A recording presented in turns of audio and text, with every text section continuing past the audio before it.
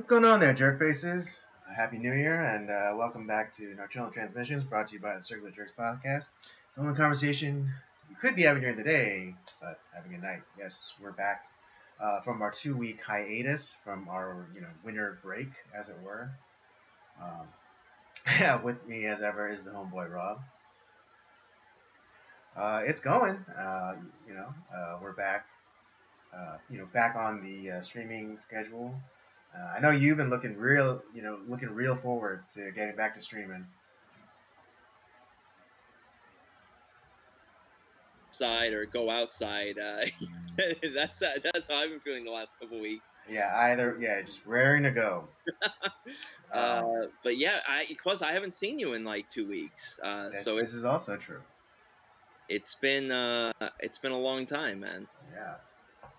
Well, it's a nice thing. It's nice to get some space and reconnect with family and things like that.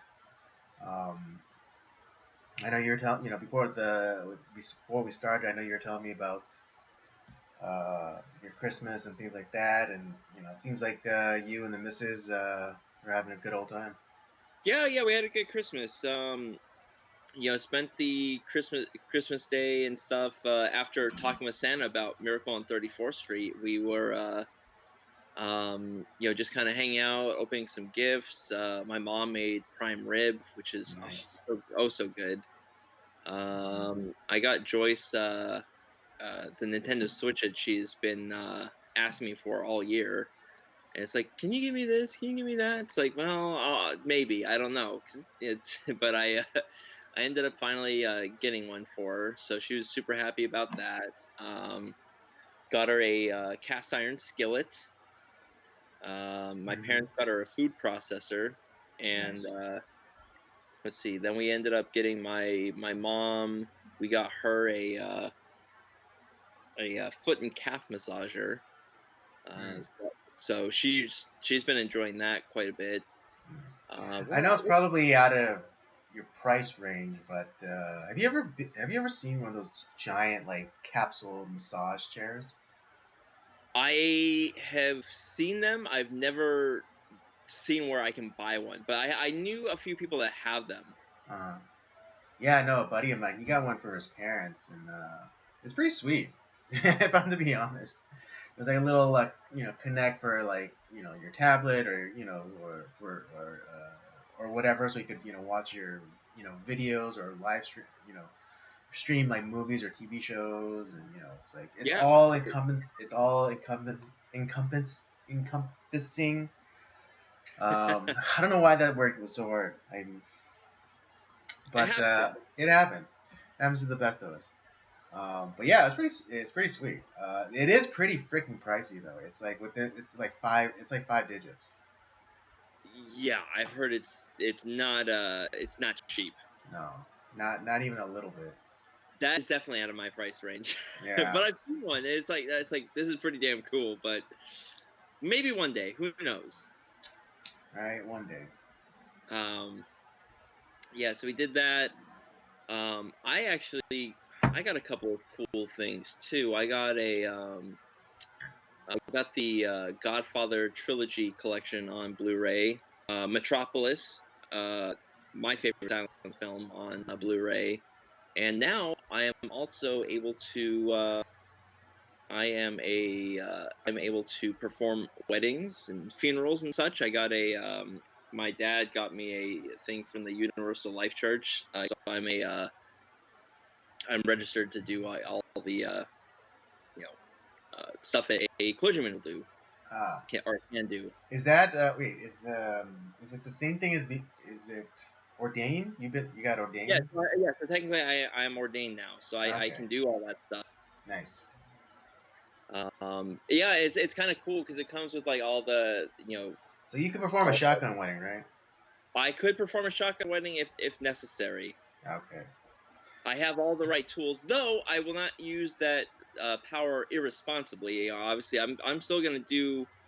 I might not if I know the couple is of good good repute, that they are marrying under the right circumstances. I'll do it, but I don't want to use that power for frivolous things. for frivolous means. I want to go about it the correct way. You know, I don't want to abuse my faith and the uh, power of that because it's so easily to do. It's like I'm not gonna do all the stuff that we talk about, like with the things that we disagree with how marriage is being done in a lot of places. I'm not gonna do Mm, any of those. So okay. people hate on me, whatever. I don't care. I'm gonna abide by my faith.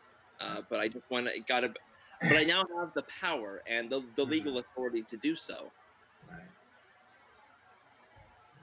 Well, So if I ever find a woman to marry, then maybe I'll have you do the ceremony. absolutely, Andy. I will 100% do that. Yeah, that is if I find a good woman to give her the privilege of bearing my children. Yeah, I will. No, but I will definitely do your wedding if you want, man. Yeah, that's cool. Yeah, I mean, I thought honestly well, it was kind of I was not expecting that from my dad. uh, But I thought it was a really nice gesture on his part. hmm, And it's like you did all this stuff and all the schooling. I know you're not doing that job that you kind of really wanted to do, right. but now you have the power to of like some of the powers of that Yeah. job Well, that yeah, you. because I was always curious. I know you went to seminary and things like that, and I know you didn't graduate I or you didn't finish didn't seminary, finish. Yeah, you didn't finish. but Uh, that doesn't it's not from a lack of knowledge. It's more of a lack of funds, and I was um, a few of the breaks that I was kind of looking for didn't go my way to help yeah. me pay for school, and that's Mhm. okay. I'm totally okay with that. I'm not heartbroken or anything, and um, I still have all that knowledge. It hasn't got it's I still use it, Mhm. but yeah, I'm not in the necessarily Right. the Yeah. job that Yeah. I You're not. Yeah. You're not one of the clergy. yeah. But then again, in To in our faith, a certificate or a piece of paper, does not preclude oneself from serving. So. There honestly there's a lot of charlatans out there, Mhm. even people who do go through the whole process. A Mhm. lot of them, some of them can be really bad, and Mhm. they're grifters in some ways. Mhm. Or they are we're all susceptible to something, but like sometimes people in our faith are a little susceptible to. I think we get too involved in being kind and like trying to be showing the love of Christ, but we don't show Well, all the other aspects of Christ. I would say it's showing kindness for kindness sake, as opposed to for Jesus' sake. Yeah, that's actually a great way to put it. Because it's like yeah, you can show kindness for kindness sake, but there's no it doesn't go deeper than that. It's just like okay, I'll be nice for niceness sake, but it's there's no standard to hold it to, and so you show kindness in this one area, but then you don't show kindness in this, like it may be a similar scenario but at a different time, and just like where's the standard? You show Yeah, kindness in the kind of in a similar scenario at this time, but not at this time, as opposed to like showing kindness for Christ's sake, and then you're not doing it for you. You're not doing it to prove how good you are, but you do it to show how loving and great Christ is. yeah, and that's just I don't see that happening in a lot of places, unfortunately. And um, yeah, it's but yeah, like I said, I don't want to abuse the power. I don't want to. I'm just like I was actually really touched that my dad did that because I know my dad is not necessarily he's not a Bible thumper Mm-hmm. of in any way. Like he doesn't really go to church or anything like that anymore. Mm-hmm. But I think he still respects what I did, all the schooling I did and all that, and Mm-hmm. you know how I've grown up. I think he's respected a lot of what I've done. Mm-hmm. Um, so that was just it was a really touching gesture by him, to be honest. Mhm. But That's cool. Yeah, that is pretty cool. I mean, I'm yeah. I just mean, you know. my family knows me too much, and so they just gave me cash. Uh, because my not to say that they don't give my family's not known for like getting me good gifts because I'm always thankful of whatever my family gives me, but it's at this stage in my life, this I don't need like material things necessarily. It's like every once in a while, if they can get me something that I been thinking about or I've mentioned in passing but like haven't gotten yet, and they surprise me by getting that thing. Yeah, that does happen on occasion, but at this stage in my life, it's just like now I have my own money. I'm an adult, so I can just go, if I need something, I'll go get it myself, and it's treating myself. Um, Yeah, yeah, but there's still and that shouldn't be. It's not a knock against my family that when they give me cash because that's something I prefer. Because I just instead of putting the onus on my family to like trying to come up with like this gifts for me or gifts that they think I would enjoy. They leave it to they give me their love and they say like, all right, you just get what you actually really want, and don't worry about it. So yeah. I didn't really get anything for myself. I mean, I get technically like the gift for Joyce was kind of for both of us. mhm. I got a few things for myself through that. But I think the thing that I ended up getting for myself, I bought all brand new underwear because I just I threw out all of my old underwear, and I bought like I have enough pairs to last me for a long time now. So I get that. It's real. It's I guess it's one of those things when you get older. Like as a child, you don't appreciate the utility of getting underwear as a gift. You just think, oh, kind of like in Christmas Story. When yeah, those first when Ralphie and his brother open like their first gifts from the parents, and it's like socks or underwear. It's just like they throw it away like to try and get to the oh man, toys. I didn't like that as a you're right. I'm like Ralphie in that sense. I didn't appreciate it as a kid, but now I'm like, fuck yes, new socks. I need Yeah, no, them. I mean, what is it? I just this past year I bought some new underwear because because I mean maybe it's because they don't make them like they used to, but like it kind of like went through their life cycle pretty quickly, and like they're starting to get kind of holy. Um, Yeah, not not in a good way. not sanctified and and set apart. Of course, I meant like actually like physically holes in them, and so Yeah,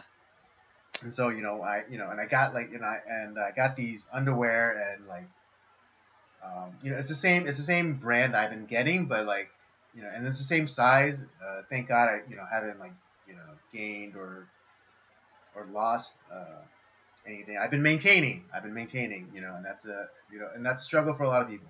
But just getting like that fresh pair and like still like the elastic is still good and just like and it hugs your body like just right. It's like oh, I know we're so freaking boomers now. I know it's like we're like the such underwear, boomers now.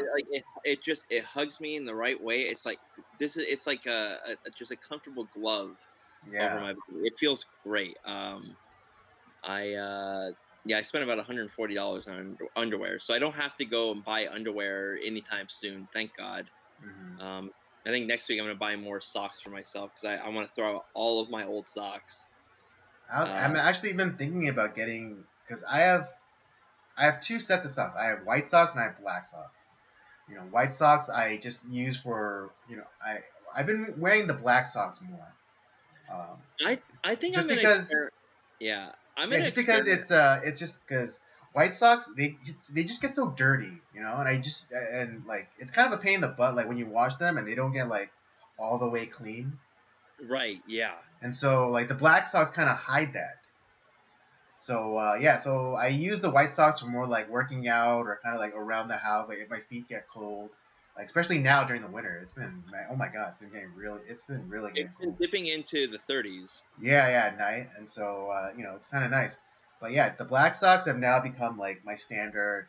I don't wear shorts very often, anyways, so it doesn't even matter if I commit the faux pas of wearing shorts with the black socks. But then I mean nowadays, that's kind of like it's kind of passable.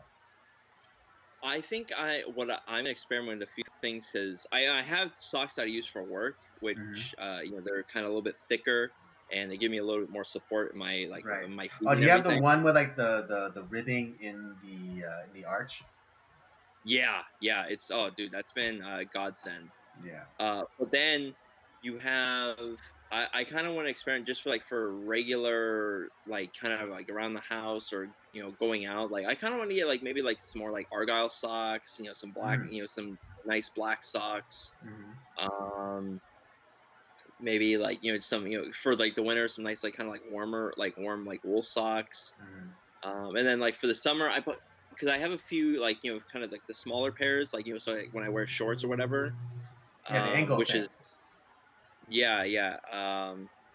So I think I might buy a few more of those. So I'm gonna experiment. I'm gonna kind of play around, maybe have some more fun socks that I can wear. Hmm. But yeah, it's the fact that I'm excited about buying socks. Like I never thought I would be at this point in my life, but I know. I mean, we're the old men now, Rob. I know I still kind of. The other thing I've been kind of thinking about too is I mean I don't go out as much as I used to anymore, and Hmm. Joyce is kind of now that she works with with her job, it's like honestly I just don't want to go anywhere. It's like, oh good, and now you understand what I'm talking about. But Right. I don't know. I was But kind of also, starting. I was yeah. I look back at I've been watching a lot of these older movies, and just how people dress was much nicer. yeah. I And mean, it was a big thing to go out somewhere, and people dressed, you know, kind of like that old saying, dress to impress. They went out to impress people.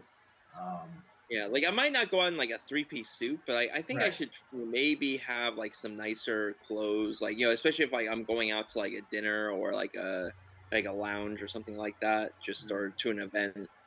Um, Yeah, but like this whole kind of athleisure kind of thing that's been taken off recently, where it's like, it's really like comfortable, kind of like gym clothes.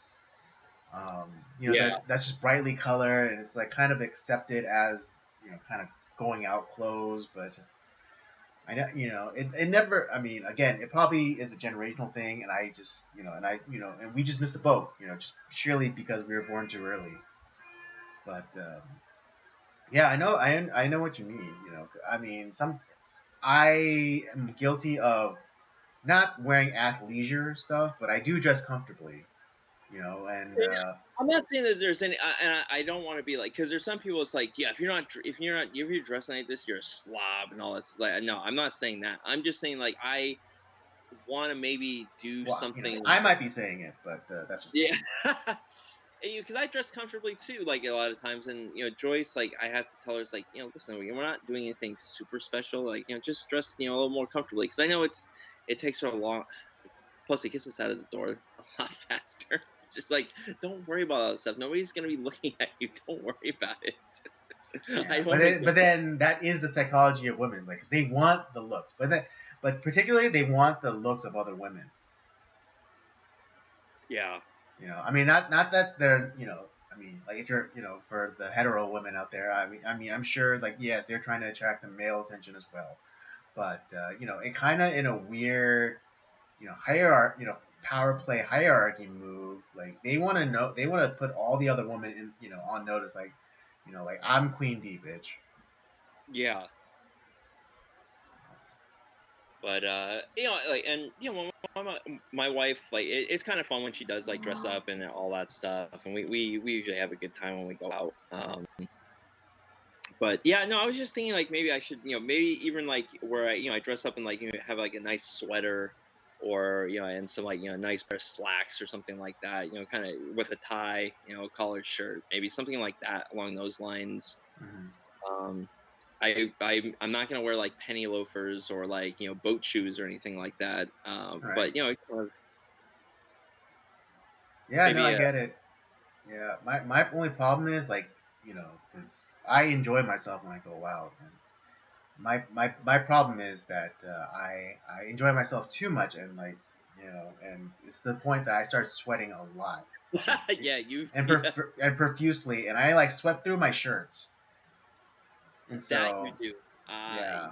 I think of all the people that I know, you sweat the most. I've Yeah, I know. I suffer. I suffer from hyperhidrosis. yeah, it's Not in 40 my degrees not in my outside. armpits or anything like that. Just like my head is like, I just start dancing, and it's fun, and it's like, and I just start. It's like the sweat just like pours from my head and like covers my entire face. It looks like I just got out of the shower. Yeah, it could be 40 degrees outside, and if you have like a lot of movement, you are sweating. Yeah, no, and it's really bad because like during like the summer months, like if I'm just sitting down and I like raise my arm, it's just like, like I'm just sweating. It's I don't know. I really don't know what's wrong with me, other than I know that I suffer from hyperhidrosis. Um, Although I have been looking into like treatments for that. Um, Is I there know some? there are some, but it's more the treatment is more ideal for like armpit uh, perspiration, and one of the treatments is Botox actually. No shit. Yeah, because the Botox causes the pores to like close up, so you don't your the sweat isn't like coming out like flowing out as much out of like all out of it flows out some of the pores, but not all the pores. Hmm. Yeah, That's so I that's don't know if that could it could be done like for like the head, but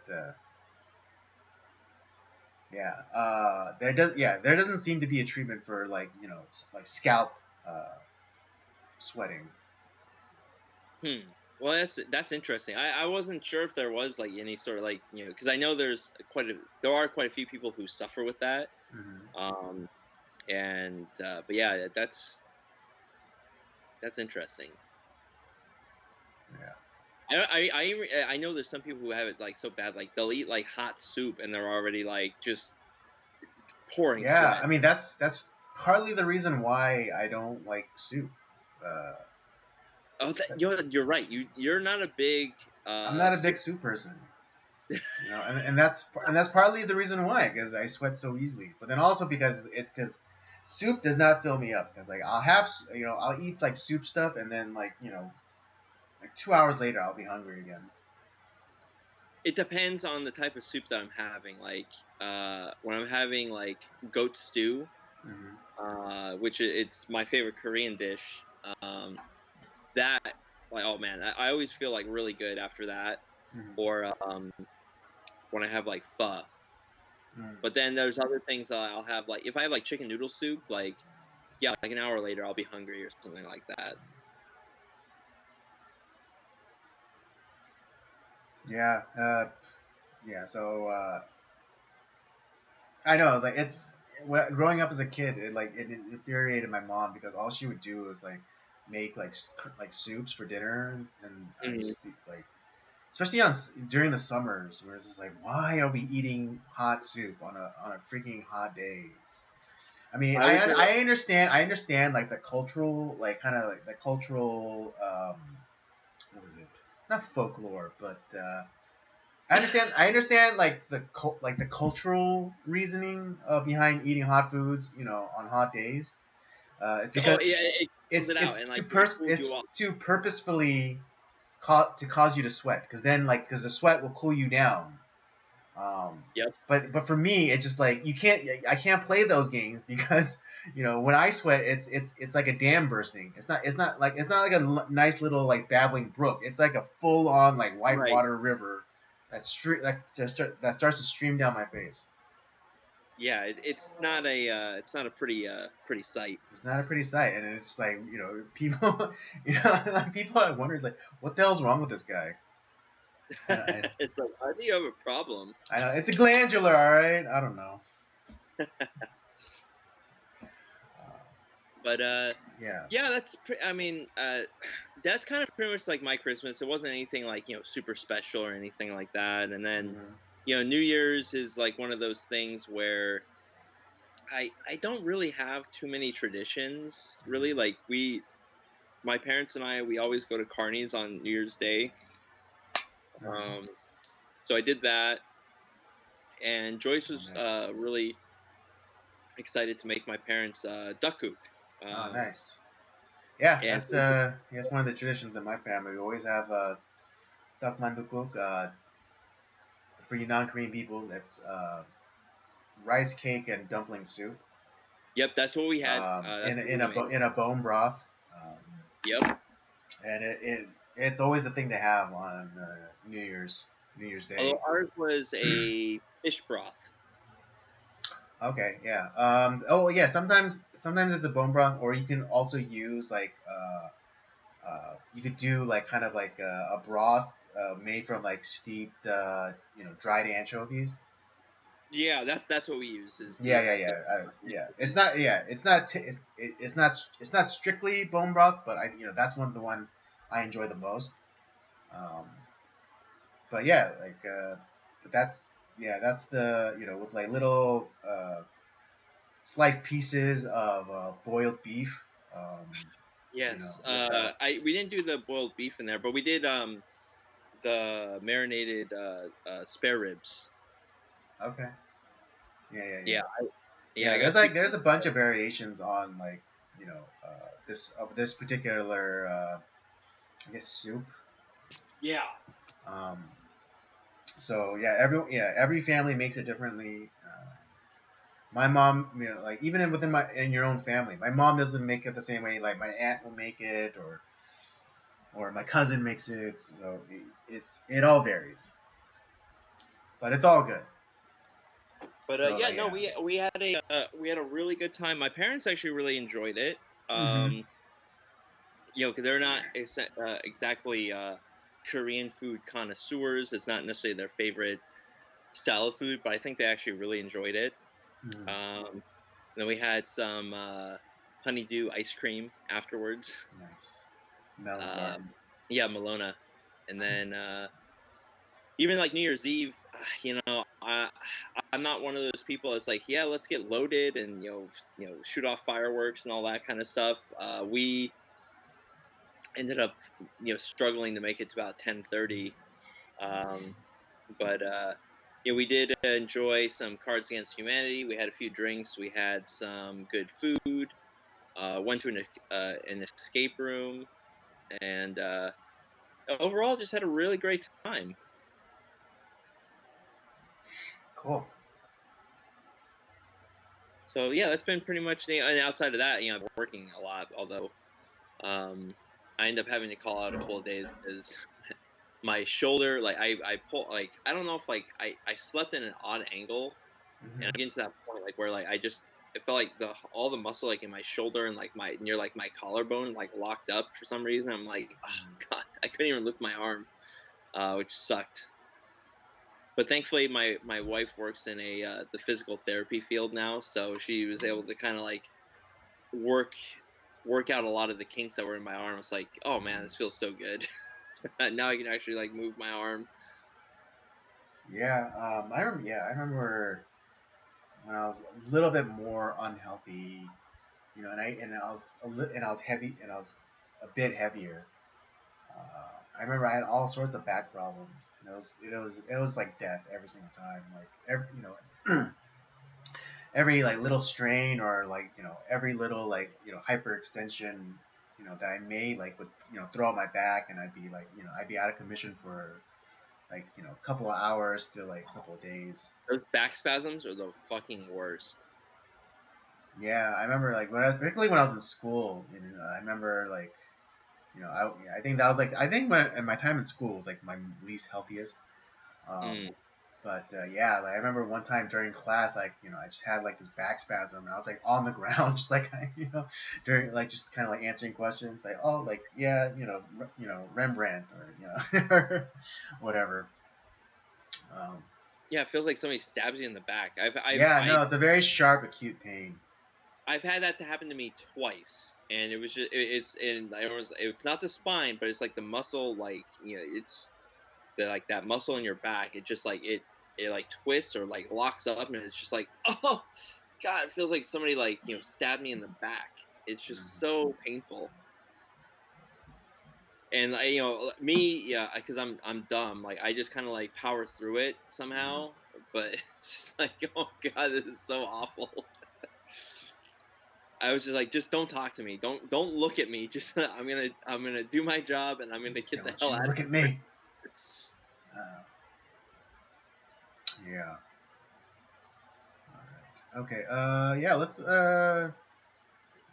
Let's get into some of the topics that we have prepared for tonight.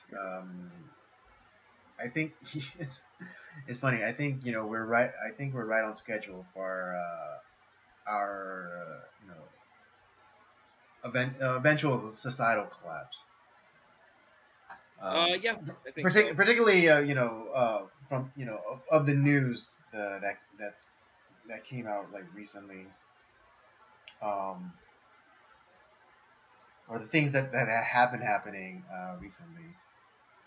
I mean, one is, I mean, you would think that the banning of, I think at the time he was still president, but you would think that the worst that Twitter could do is ban a president, but You think? you'd think, but no, they Twitter. If you guys didn't know, Marjorie Taylor Greene, like no matter how you may feel about her, or what her stances are on certain things, I don't think that she deserved to be banned off Twitter. And No, I don't. and you can say like, oh, it wasn't her like official like congressional account, it's just her personal account. It's like, okay, that that still doesn't make it any better. That's like saying, you know, it's like, oh, your foot got cut off, but but the toes still remained intact.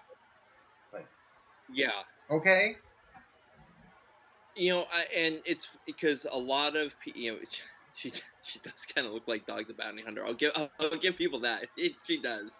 I admit that's actually pretty damn funny, but the thing is, I think a lot of people look at like her tweets and like some of the, what seems like kind of, you know, it gets played off as this being this crazy, um, right, conspiracy conspiratorial. theory, crazy stuff. But then you actually listen to her talk, and like what she's saying is actually very sensible. She's not a crazy person. Right. I mean, Um, like, I think maybe like just take a look, at the like the so-called offending incident. And all she did was repost VAERS information.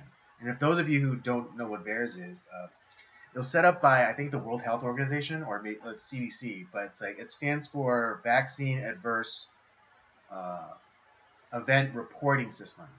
yeah, So like it's you know and she was just reporting, she was just posting data from that government or world government organization. how dare she? Exactly, like how dare she report, and of course like people, people who are justifying it or whatever, they came out and said like, oh, that system is all like self-reporting. You can't trust it. It's like, well, yeah, but there's no other system in place. So people who go and who've taken vaccine and then they have some sort of adverse reaction to it. They self-report, but there's no other mechanism to do so. It's not as though the CDC or the World Health Organization are sending out people or have like offices within hospitals or medical facilities, on call to go and like do tallies and things like that. So So that's all that's the best that we have, and until some other system is developed, we have to use that data, you know. Right, right. And well, that's happening. That's been happening a lot lately, where like a lot of people are. It's not that they're saying like false stuff. It's like, listen, we're just we're trying to go. We are quoting or showing sources from the CDC, the WHO, the World Health Organization, Dr. Fauci, all these stuff, and like we're just like, okay, this person's saying this organization's saying this, and Dr. Fauci's saying this, and and so on and so forth. And it's like, well, but then like the mandates and stuff are saying this. So who's correct? And I think like a lot of people are just like it's in some ways like pointing out the hypocrisy and like and I'm fine if people are just like, hey, you know what, we just really don't know, or like if they don't really know what's going on and that they're getting different information, whatever. But like the fact that people are just being banned or shunned or shamed because they're pointing out like the ridiculousness of these stupid organizations that of with all these quote unquote experts who seem to know everything yet know nothing. um, it's because no, we have to trust CNN. We have to trust all these people, and if we don't, then you're terrible. Exactly. And yeah, and to your point about like the experts, like, well, which experts are we supposed to talk about? I mean, because there's another story about Dr. Robert Malone, and I'm not saying that I believe him or whatever, but he asserts himself as one of the inventors, or the inventor of like the mRNA technology. Right, But at the very least, they do acknowledge that he was one of the key figures in the development of that technology.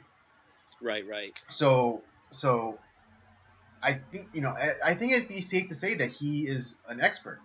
Yeah, I would say so. You could argue on like the degree of his expertise, but if you agree that he was a figure instrumental in the development of the technology, then you are admitting that he knows more about said technology than you do. Yeah, But it's like not like but it's not but like he's an electrician that dabbles in mRNA technology. No, he's the guy that was behind the whole fucking thing. One of the people behind the whole damn thing. right, yeah. I mean, at the very least, he's one of the people who helped develop the shot.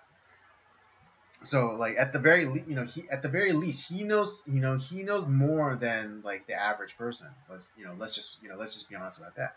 But again, like they went and like they censored him too. I mean, he went on Joe Rogan, and he uh, he thought he was talking about vaccines, and how he was just saying like he doesn't believe in the mandate. I mean, he's pro-vaccine, and that's fine. You could be pro-vaccine. You could be in favor of vaccine, of promoting vaccines, for better health or whatever. But he was saying that he would not, he is not in favor of mandating like this particular vaccine, because again, it's like this is the first time that they're putting this type of technology in the format that they're doing with like as an injectable. Yeah. Here's what's bothering me about like all the vaccine stuff is because what I think if they were slightly more honest, I would feel less annoyed. But like here's what I'm talking about, because now we're starting to see like now, now we had to have that booster shot, and we had to have all this. It's like, okay, so then the vaccines don't work because the efficacy rate goes from like up here, and after like several months it just takes a nosedive. I mean, and uh I think with like the Pfizer and Moderna, it goes from like some like 80, 90% something to down to like 30%, and like the Right. Johnson and Johnson Well, I goes down mean, to like yeah. 2%. Early in the summer of 21, there was that report out of Israel where they're saying like how, yeah, because Israel is one of the most vaccinated countries on the planet, and so they initially they had a really strong efficacy rating of like around like 80, 85, like upper 80% in terms of efficacy, but then and that was like kind of like early summer, but then towards late summer into the fall, efficacy rating like took a like I used to say, it took a nosedive and went down in the 30 percentile. Which, okay, then fine. So then it really is. Right. It's more like a flu shot then, and Yeah. if Exactly. we're just more honest about that, it's like, hey, listen, this is not immunization. Right. This This. is I mean, yeah. more. This is therapeutic. Yeah, this is gonna help us, like, as far as, like, combating some of the more serious. You might still get it, but you're not gonna get it to the same degree as if you were not. If you did not have this, Right. it's And not. yeah. And It's not gonna exactly. And if they just came out and said like, "Hey, this is stopgap measure," Yeah, but then that's and that would fine. have been fine. That would have been fine. Here's the problem: the government and like all these officials, they're overselling this thing. They're saying like, "Oh, this is the thing that's gonna get us over the hump." This is the thing that's gonna stop the pandemic or whatever. And and again, you could fact check me on this one because I know I'm in the right in this one because both Fauci and Walensky, the lady who's in charge of the CDC, in April said like if you get the shot, you won't contract it, you won't be able to transmit it. But again, in August, they come out, they change their tune and say right about the time when the information was coming out or the numbers were coming out showing the rate of efficacy was coming down, and they changed their tune and they said like, oh no, even if you get the vaccine, you can still transmit it, you can still contract it. Yeah, And so it's like, so what is the point? You're effective. But then they did a little pivot and said like, oh, but it'll keep you from being hospitalized. It'll prevent severe illness. exactly. So And so it's so what they yeah, and so it's like, so you're saying it's just a therapeutic. It's no different from monoclonal antibodies. It's no different from the horse pace or the monopoly deal yeah, whatever. and that's and like I'm okay with that. Okay, fine. Like that's that. Hey, like it's something, but don't. They were selling this as like, oh, this is immunization. Like you're gonna be just fine. Like we'll get everyone vaccinated. Yeah, We're it's gonna be like won't just it's like great. won't get it, won't transmit it, and that and I've been having I don't think it's any surprise on this stream, but I've been constantly having little skirmishes with my family over this, and I constantly bring it up to them like hey, the freaking Corona Pope, Anthony Fauci, and what's like the director of the CDC. I don't have a clever nickname for her yet, but maybe Liar McLiarface. There you go. You know, Corona Pope and Liar McLiarface both came out and they initially said, yeah, get it, you get the vaccine, you won't contract it, you won't transmit it. In April, and then in August they came out and said like, hey, hey, no, even with the vaccine, you can still transmit it, you can still contract it, you just won't go to the hospital. So it's like, so what's the point? Like I thought, like because one of the big things about my family about getting it is because like we have like a lot of older people, like my dad, like my parents, and like my dad's brothers, and like my uncles and aunts and what have you. They're all older, and so like and I mean if you want to loosely connect it, yes, you can say that my aunt, because of Corona, not the cause of it, but partly to do with Corona, she passed away, early in uh, last year, actually, last year.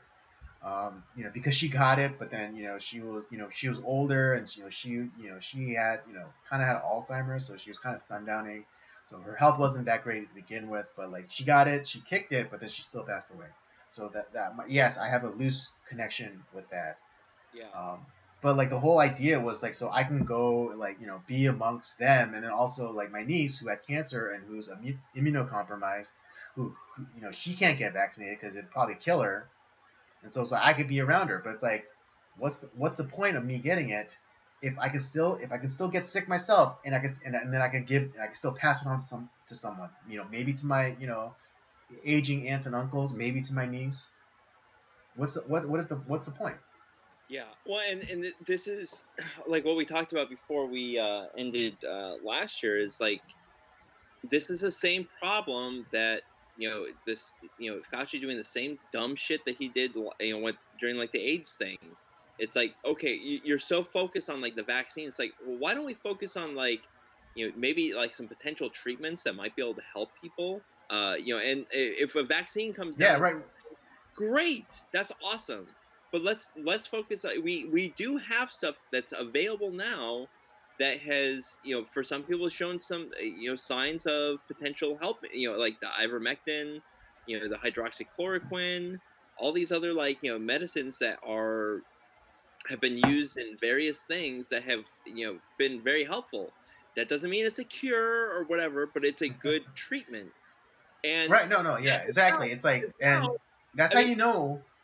All right. Sorry, really quickly. That's how you know that this has nothing to do about health. Because if it was really about health, then they would let us try everything.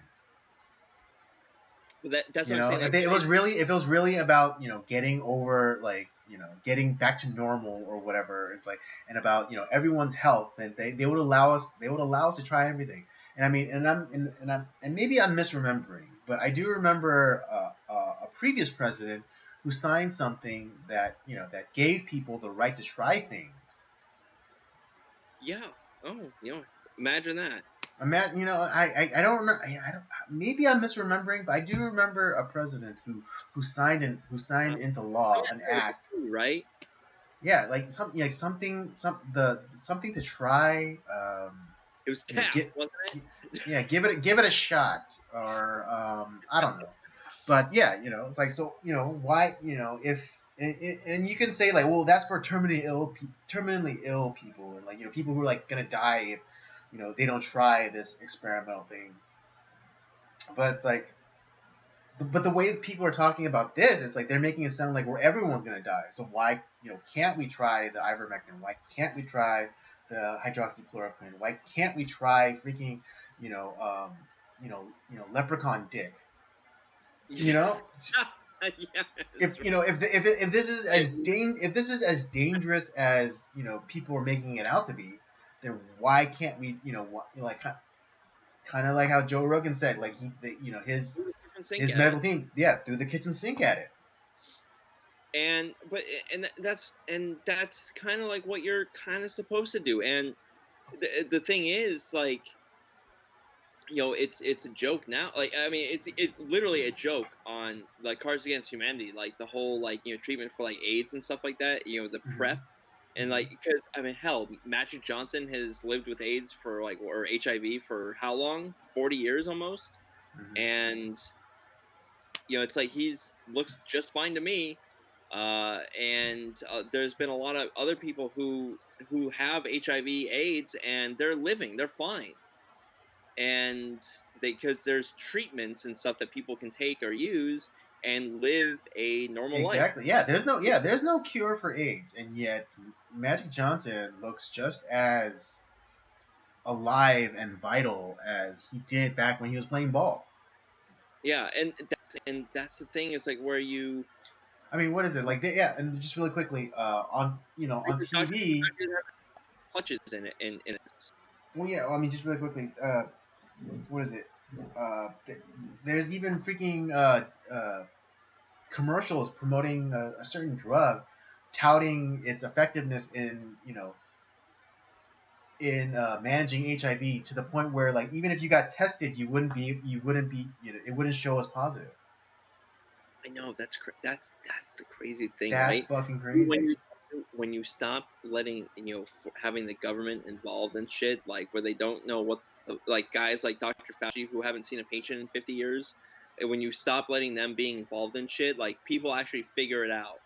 Because because we do have good scientists, we do have good. They just don't work for the fucking government. That's the thing, and Yeah, no, I yeah, mean, yeah, and again, like, people, like, they freak out saying, like, oh, you're anti-science, you're you just want grandma to die. Just like, I just just don't like, want. I'm sure what's gonna because here's the thing, we don't have a cure for the common cold and flu. We have some preventative measures, Mm, and this is now. I'm not saying this is a very aggressive flu-like sickness, mm, and it kills people. It's fine. Like people have died, with it, or and from it. They have other problems, but like I said, it causes a lower respiratory infection, which causes pneumonia, which is very deadly, especially for old people. That's mm. why it's very aggressive in killing old people. Okay, pneumonia kills a lot of people, Oh yeah, and yeah, so I'm not saying that it's yeah. not And killing. even when I got the Rona, like they didn't just call it like they didn't call it like just coronavirus or COVID-19. They said I had COVID pneumonia. Yeah, Like it's like they got that hyphenated in there. It's COVID pneumonia. It's not just COVID. It's not COVID-19. It's not just coronavirus. It's COVID pneumonia. So the COVID causes the pneumonia. yeah, because most colds and flus, cause like an upper respiratory infection, which is still bad, but like it's not as like deadly. I mean, it kills kids, or in like old people, but why this is so dangerous is because it causes a lower respiratory infection, which is much, much worse. And even like people who do get it, some people have no symptoms at all, which is great. It's like they might have it, but they don't have any of the symptoms and don't. It's essentially like, what, I have it, okay. But then like for you, you had a tough time. Like you had really bad fever. Yeah,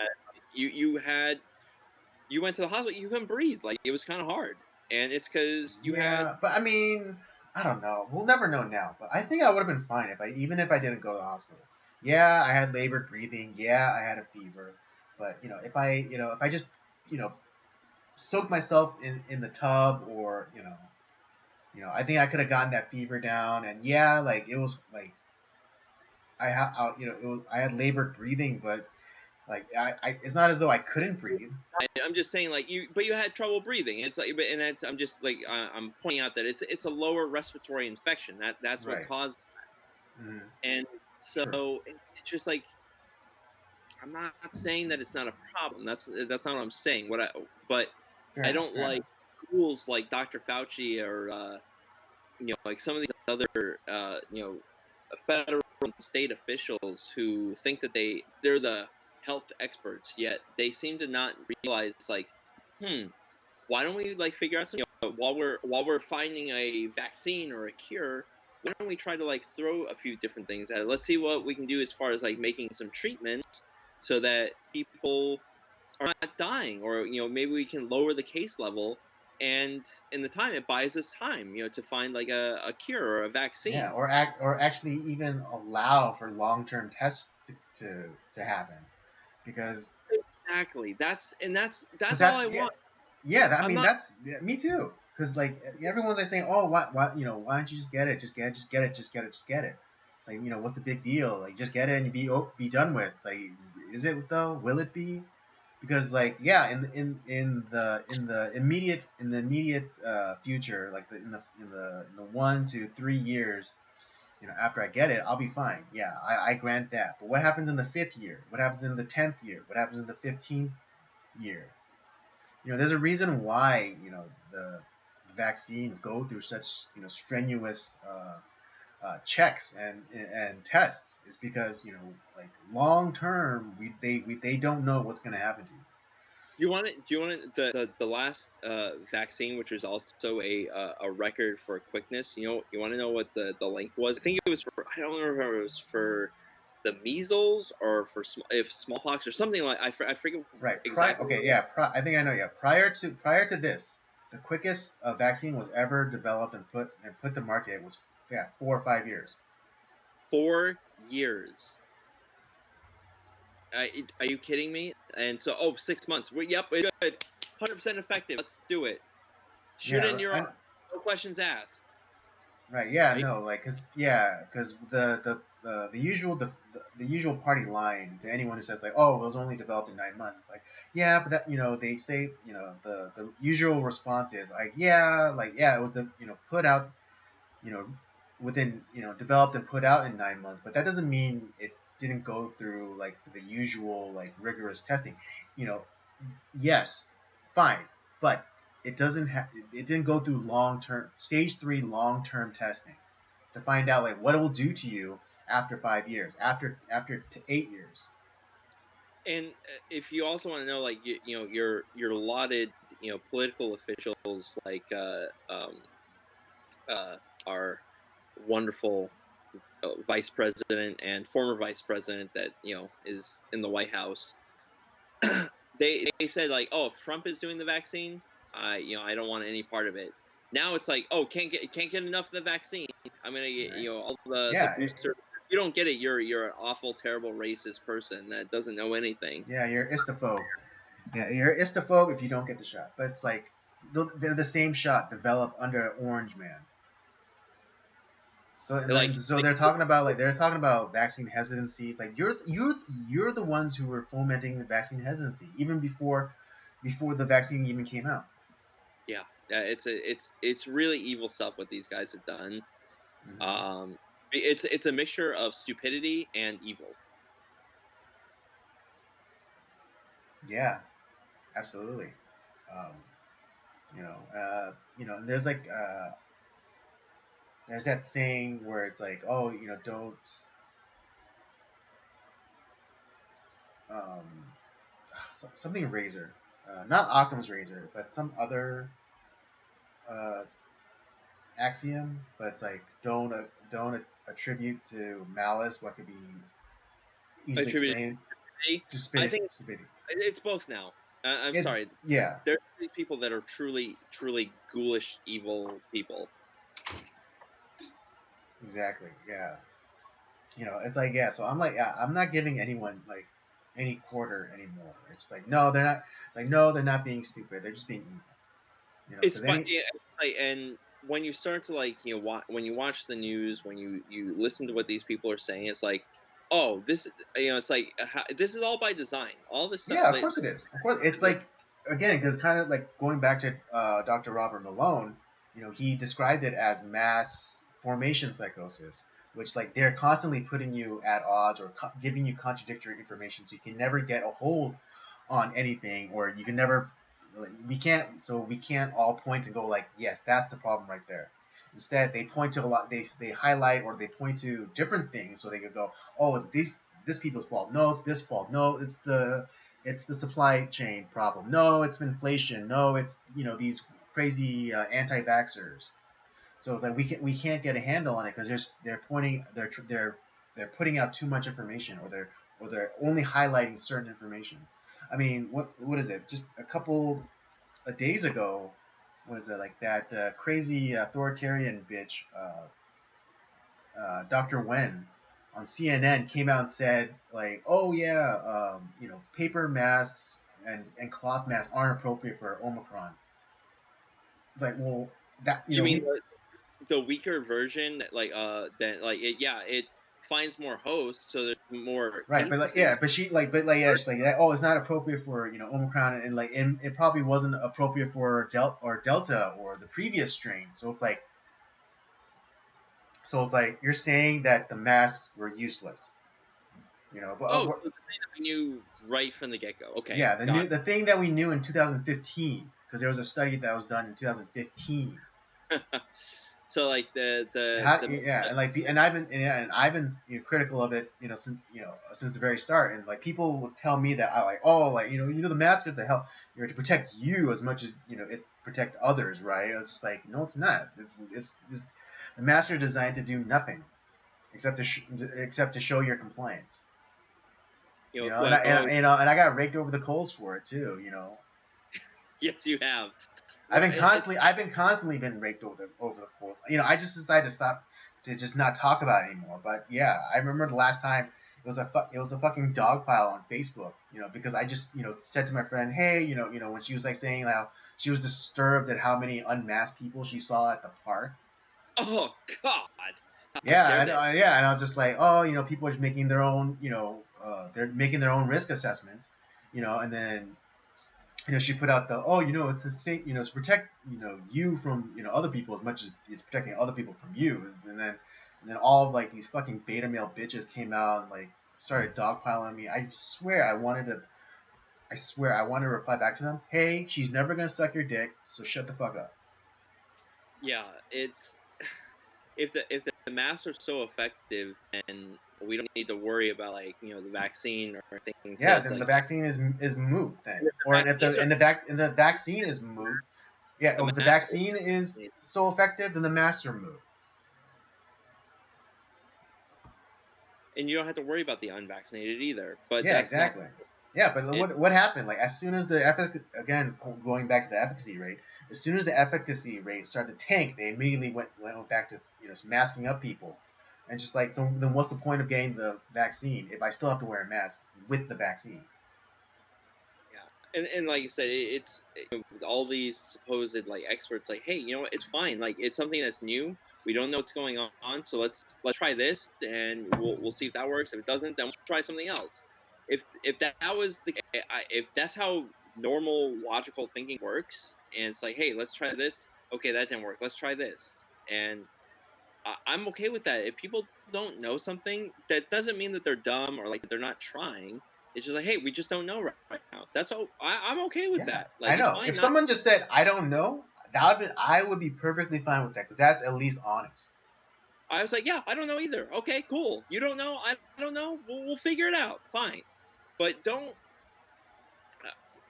this this idea that like we have to know everything like right away. And we need to take actions. It's like, why? I think that might be stupid. What if the action that Yeah, we're I taking mean, is retarded? exactly. Is a dumb show? Yeah, and again, like the whole mask thing, that's the government's lazy way of making it seem like they're doing something. Even though they're not doing anything, because it's not the government that's enforcing it. They put all the onus on business owners and like everyday people to enforce this thing. I want more Calvin Coolidge's in government. Like, Fuck no, we're not going to do yes. that. It's just because honestly, he understood that it's like, yeah, this job is actually really not that important. I'm going to do nothing, Yeah, I'm and gonna we're do. not going to. Yeah, all he did was be a fucking roadblock to everything that Congress wanted to do. It's like, oh yeah, we want to pass the spending budget for such and such things. Like, no. It's like, oh, we want to pass this, pass a spending bill that'll increase our salaries and give kickbacks to like our friends in power. No, that's all Calvin Coolidge did. And he was one of the. I would argue one of the greatest presidents of all time. Fuck yes. Fuck yes. We need more Calvin Coolidges. I want more of that in government, just like because honestly, government in so many forms is so useless. Yeah, I mean that's why every ballot measure I go through and if it says like, oh, we want to raise taxes, or oh, we want to spend, or we need this much amount of money for this program, I always vote no on. If it's for spending money or increasing the budget of a certain department, I always vote no on it. Yeah, just this But stuff is it's crazy, man. Like it's just it really like the the majority of the American people that have not been completely brainwashed by legacy media mhm. uh, know that all this is insanity. It we it's not that we don't believe that it doesn't exist, that it's a made up virus or anything like that. It's not that. It's just like, hey, let's why don't we just take like realistic measures. Let's try to find like some treatments, and we'll if we can find a vaccine in the meantime, maybe it takes 4 years. Okay, that's fine. But like, hey, like take care of your health. Maybe don't Yeah, be I a mean, yeah, maybe, don't be go outside, get some sun, go for a walk for at least 30 minutes every day. don't Um, don't have a blood type of pudding like Tess Holiday or some of these other crazy people. You know, like exercise. Do the right things. Like And if you're a little bit older, or you have like some other like issues, maybe take a step back. Maybe maybe wear the mask or whatever, or get the vaccine. For now, like to help you out with that, or there's some other measures that you can take to help you with the with with this issue, and then we'll figure it out. It's okay. It's okay to not know.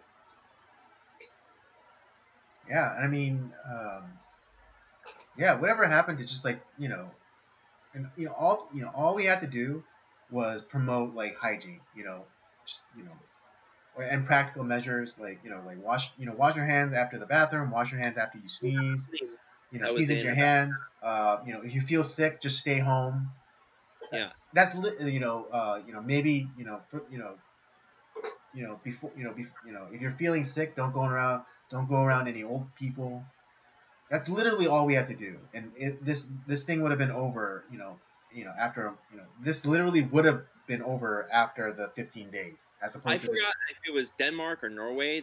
That's exactly what they did. And where are they at? Just fine. It's like, how is Yeah, Norway? well, I heard Denmark is like, even though they were the ones with the measured response and not locking down, they got into full totalitarian mode and have instituted lockdowns and curfews and things Oh, like that. Jesus. It's like, okay, so you realize that like somebody got in power that like Yeah, realized, somebody got oh in the no, power is what like, wait, oh shit, like like all these other Western countries, they're fucking killing it, with the power. All right, we need some of that, we're bringing back the awesomeness of the 70s. right? Yeah, jeez. Really, just really quickly because we started kind of bleeding into the next topic. But any last words or final thoughts? No, no, I've said all I'm gonna say on this. It's just like Okay, it just God, it's so ridiculous. We live in the dumbest timeline of all time.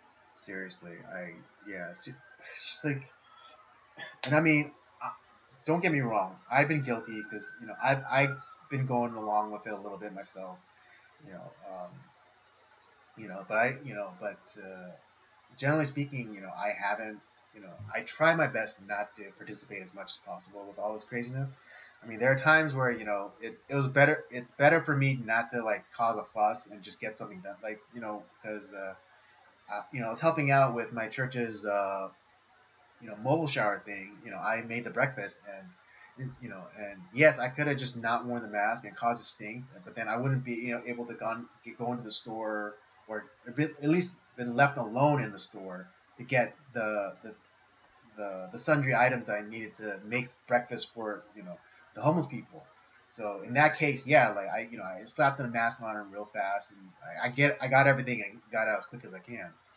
Um, so I don't want to sound like I don't want to sound like a hypocrite and say like, oh, I never participated or I never wore a mask, because Yeah, it's like there's certain things like if you I value certain things over some of like the political stuff. Like I value like I'd rather hang out with my friends, and if that means like I have to like slap on a mask for like 5 seconds to go inside and and be able to like chill with them, then okay, fine.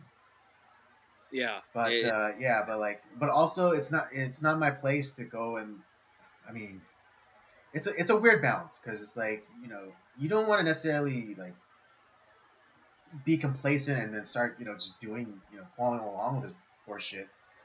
But there's a time to stand there, and it's so funny because I just saw this Christian content creator. He talked about this very verse in Ezekiel or Ecclesiastes. There's a time for everything.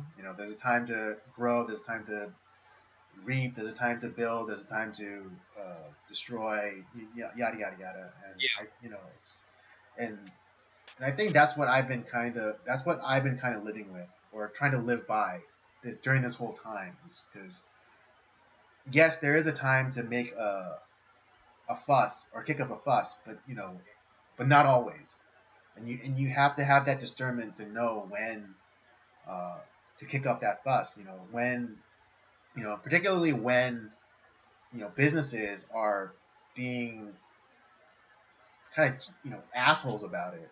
You know, like if you walk into a business or a restaurant and you don't immediately have your mask on, and you're in the process of putting your mask on, and one of the an employee or whatever snaps at you, then then you can let him have it because he's being a fucking asshole. Yeah. But to go in there for this again, I don't want to slam anyone that does this, but because I think it's important, because what is it? Just over the New Year's weekend, their video came out of this mother who was like with her child, and because they didn't present papers, at this Applebee's, the New York City Police Department came and kicked them out or whatever. But I think, I do remember that because I did. Was it another guy that we follow, Mr. Reagan? mm-hmm. He had commented on that same thing. It's like, and I immediately thought of the Ballad of Ricky Bobby, and it's like, let's go get kicked out of an Applebee's. Yeah. That was my comment. Like, let's go get kicked out of an Applebee's. Applebee's. Yeah. I think he mentioned that. I think I saw the video. Yeah, I think he did mention that scene in the movie too. Yeah. But I mean, I don't because I don't want to condemn people that go and protest these things, because I think it's important thing that what they do when they protest. But But get back to my point. Yeah, like the level at which people are continuing to go along with this nonsense is just so disheartening. I mean, I'm in a group chat right now with friends who are thinking about going on a ski trip, but then another friend came and said, because of the supposed surge, the winter surge, there's never any sickness that goes on during the winter. Ugh. But because of the supposed surge, he suggested, hey, should we postpone or even cancel this ski trip? And it's just why? And this is kind of what happened because last year you were trying to have a ski trip too. I was in that group, we were gonna go, and then yeah. Well, we shouldn't go because it's oh, okay, well, fine. You know what? I don't want to be. To be honest, I don't want to be around that person. It's you're gonna be a freaking wet blanket over people trying to enjoy their time. It's I have a very limited amount of free time, and I'm gonna spend it with you guys. But I don't want to be around wet blankets. Just right. Yeah, no, and it's really sad too because again, this will be the last story on this because I really want to move on to the next item on the agenda. But I know this girl who was gonna go just before Christmas. She was all set to go on this this girls trip, but one of the stipulations that they made was that everyone had to test negative for COVID, and then she already put in her money, and then she went and got tested, and she tested positive. But no. But here's the sucky thing. But it's not as though she was symptomatic. She just tested positive, and so even though she wasn't symptomatic, the other girls didn't let her go, and I don't even know if they refunded her money.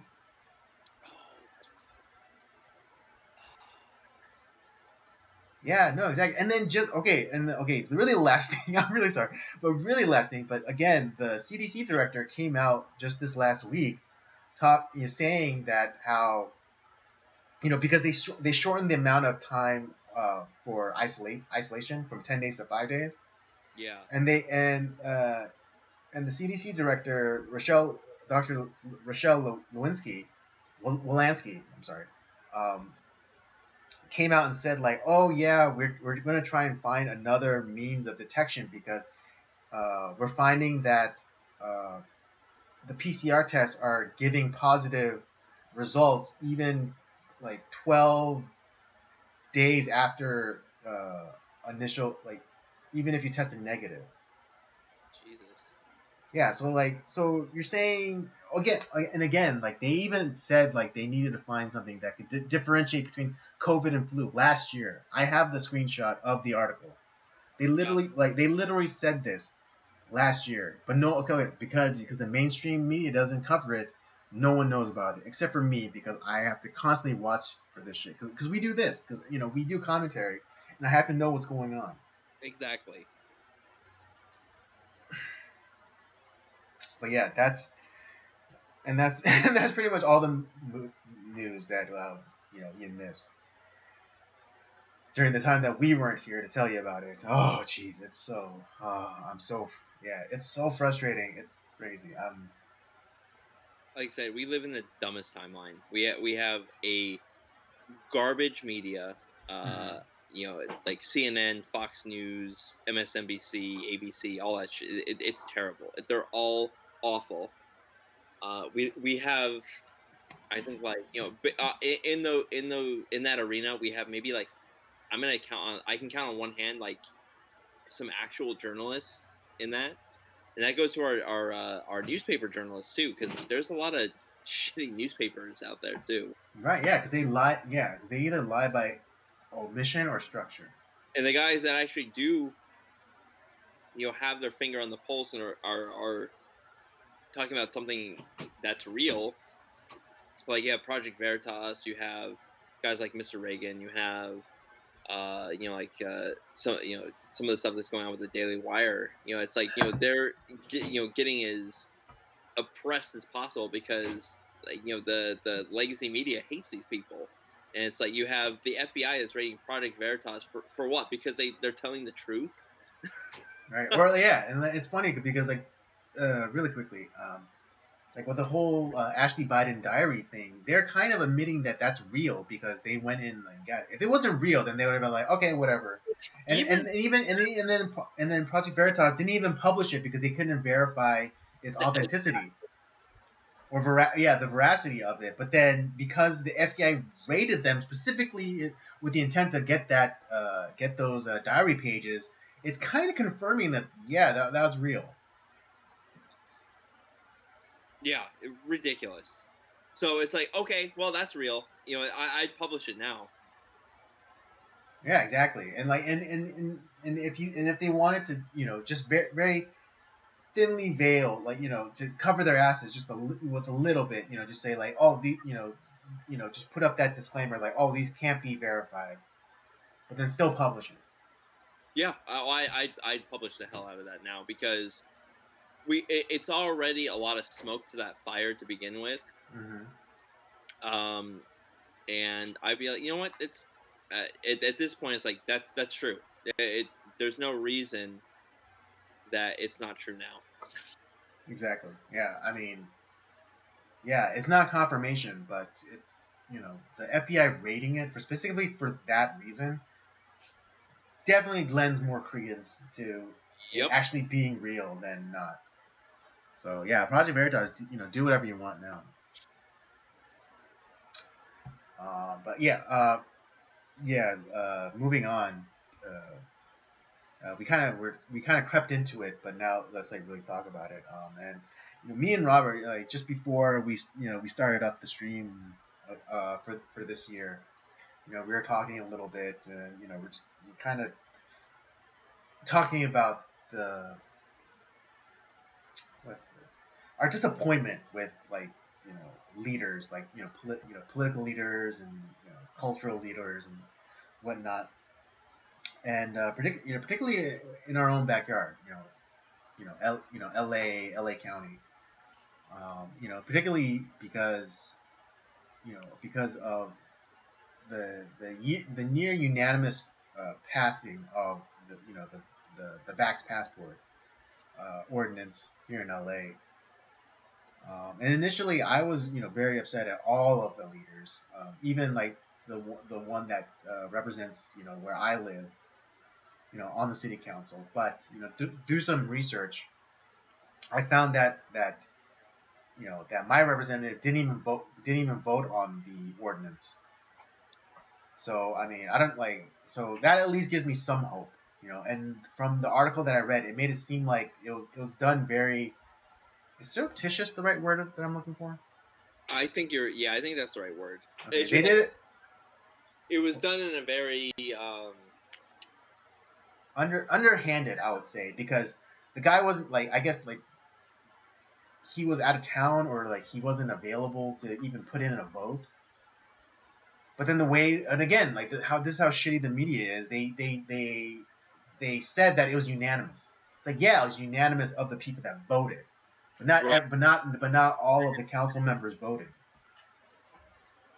So it was 11. It was technically 11-2 because it was my representative and then another representative who was also running for mayor in the coming year, who didn't vote or wasn't able to vote on this particular ordinance.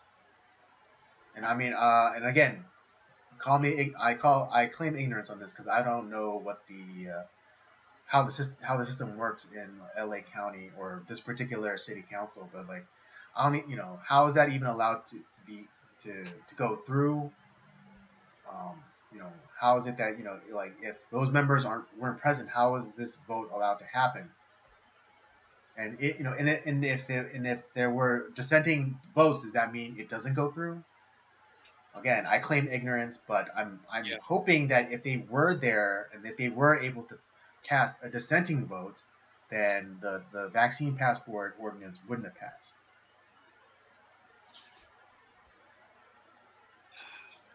It's very But yeah, but all of that to say is that at least for I think going forward, me and Robert and and we're gonna focus more locally. And I know it's kind of absurd to think that you know in a deeply blue city like Los Angeles, what how are Republicans or libertarian or conservative minded people ever hope to gain a foothold again in Los Angeles. well. It Um, probably starts with city council seats. yeah, exactly. It starts locally. We have to get more people who think like us onto those city council seats, into positions of power. And not as though like and maybe take a page out of their left's playbook. Not necessarily, but not kind of like that, not in like that immoral kind of way, but just the idea of getting your people in.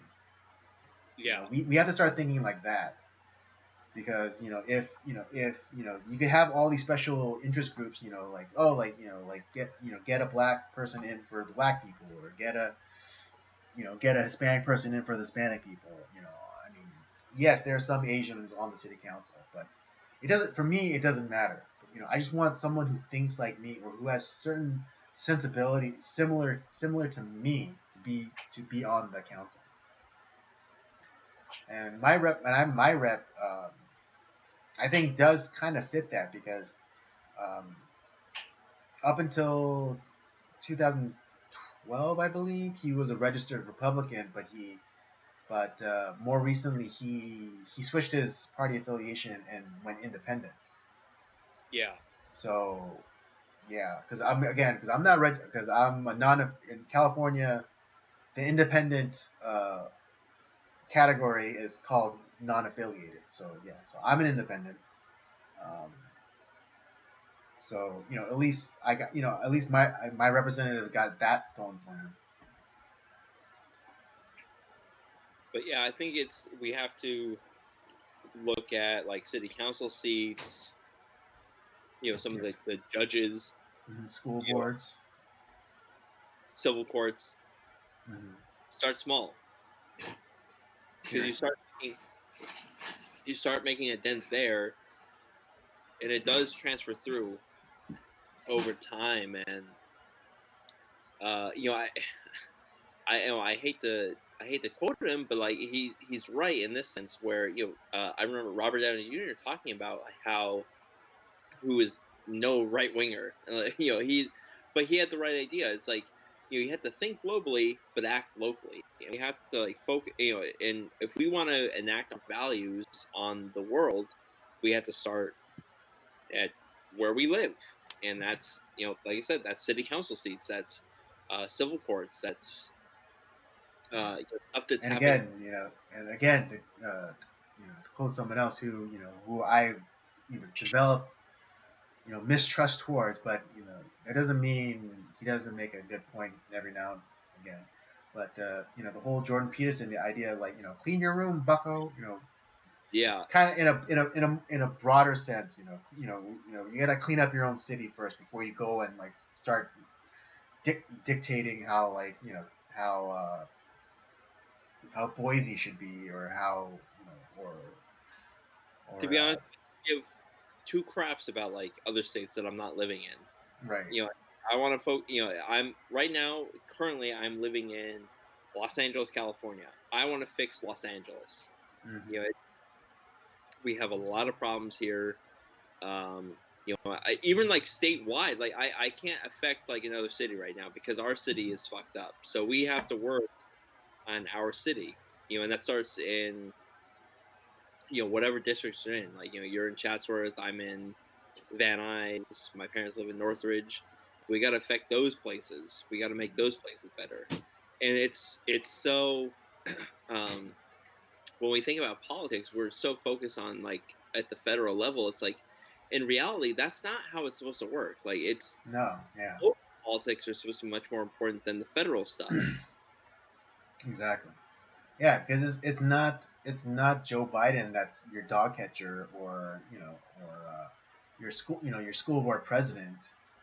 Yeah, Joe Biden is the president of the country. Yeah, but his powers are are very specifically focused on a very, or should be a very small amount of things. Yeah, well, and even yeah, we're not in we're no longer attending school and we don't have kids that are attending school, but we should be focused on those school board races and stuff like that because that does affect us eventually.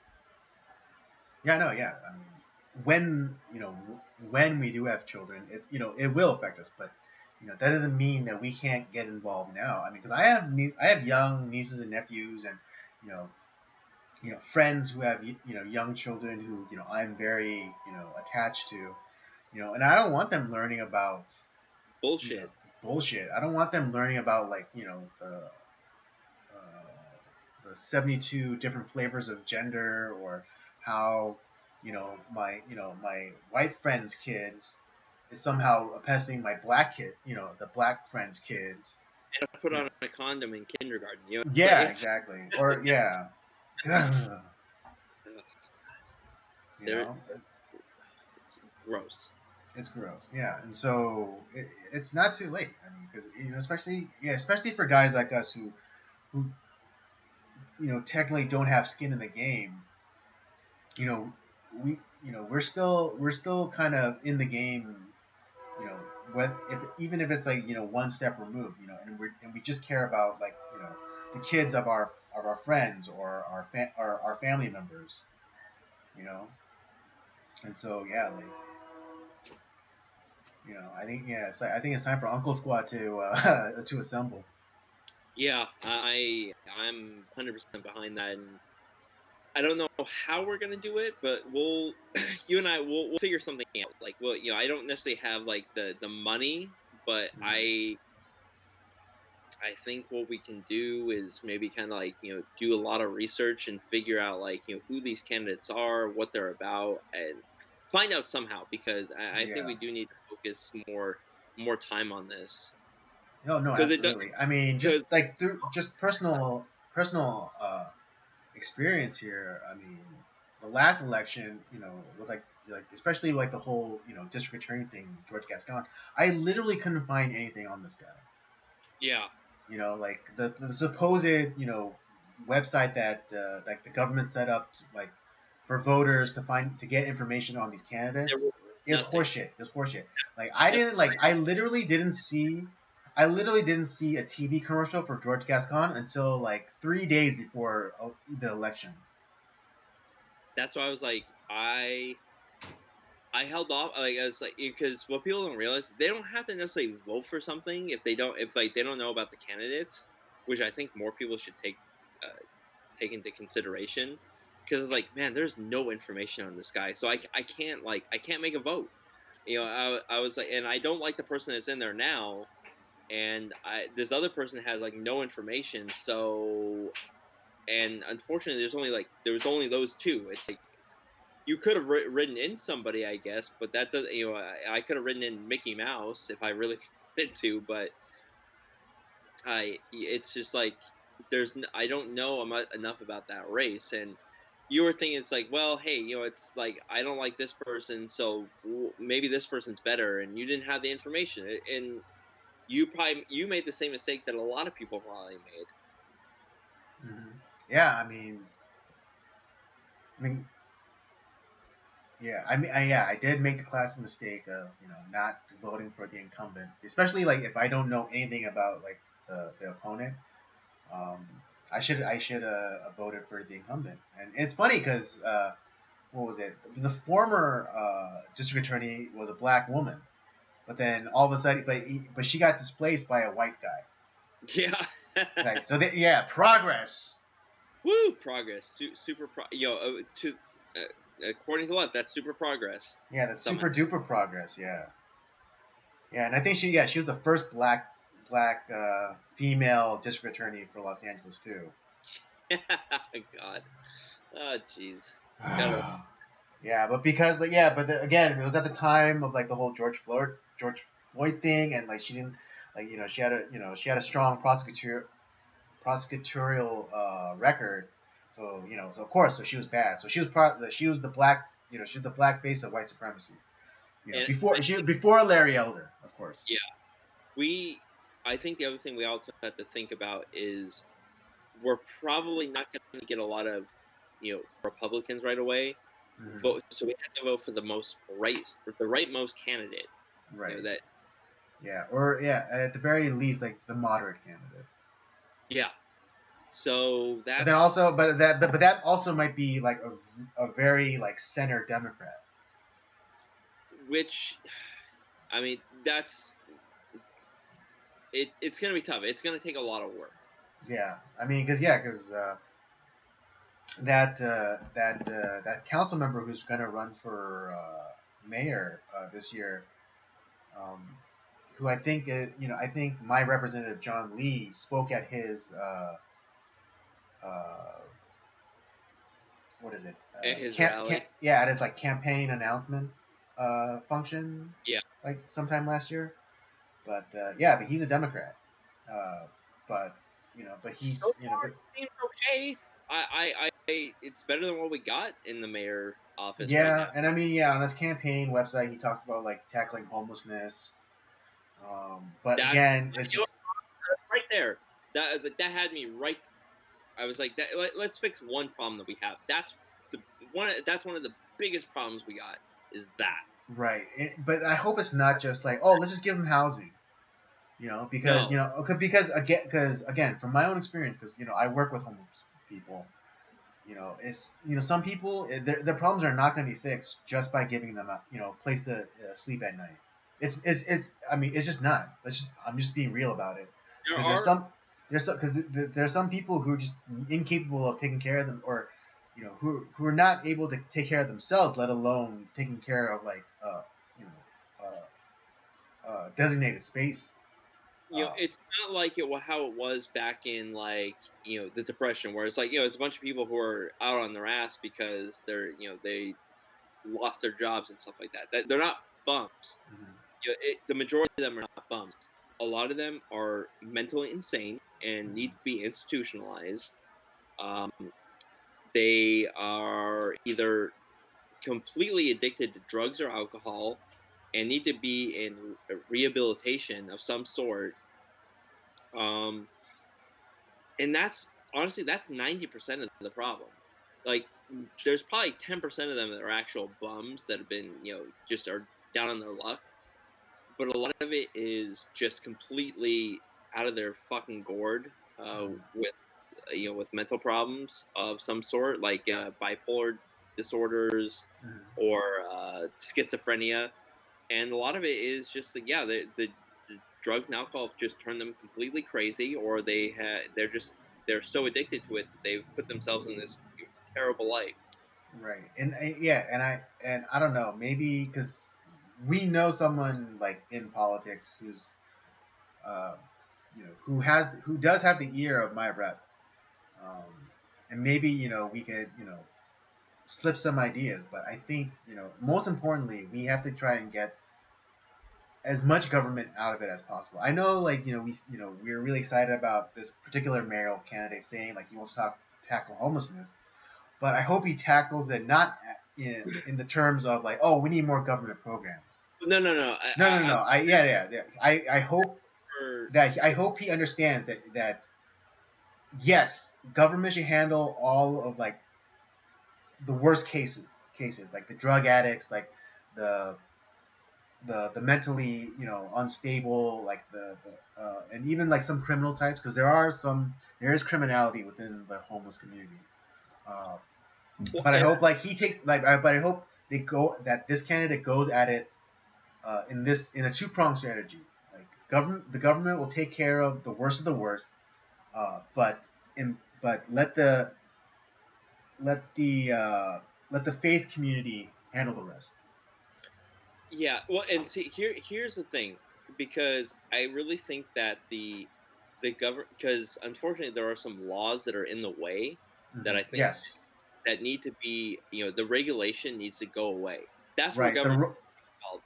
Get rid of the dumb regulations that have been set up here in this state, and allow for there to be actual places where these people can go, that they can get treated, and because the thing is, like, they have forfeited their right, to some autonomy in this. Like, they need to actually be forced to go into these rehab or insane asylums, and Right. And they're actually, like in some of the testimonies of like recovered drug addicts, like they say like, yeah, going to prison was the best thing for me. And I'm not saying that, throwing, every, drug addicted person, homeless person into prison is the solution. But, throwing them into, like a minimal security like recovery program, could be, a not. middle ground. And that's what I'm asking, is like, we need to eliminate the regulations. That's where government comes in. That's where we need government to use their power to get rid of those, and the private sector and the faith community can come in and help out in those arenas. Exactly. Because I don't Yeah. have tools to help these people. Like, throwing money at the problem is not working. That's it. I could give a homeless guy $20, sure, but what is he gonna do with that? Right. He's either Exactly. Yeah. Yeah. Because there's no like, accountability, and that's the same thing with like the government. The government could just go like set up like a booth like on a corner and hand out a fat stack of cash to each homeless person. But then yeah. after that, there's no follow up. There's no follow through where it's like they don't. There's no check. There's not someone making sure like, oh, like Bobby better be buying you know uh essentials and not like a rock of cocaine. Yeah, and see, and this is where, like, the church and I tend to have a lot of problems, because, like, oh, you're so mean. Like, how can you, like, not take care of your fellow man? It's like, give him the stuff they need. Yeah, money is not what that person needs. That person needs, like, I don't have the tools to give that person what he needs. What he needs is to be in some sort of recovery program, or he needs to be in an insane asylum and get the medication to fix his brain chemistry that's all fucked up.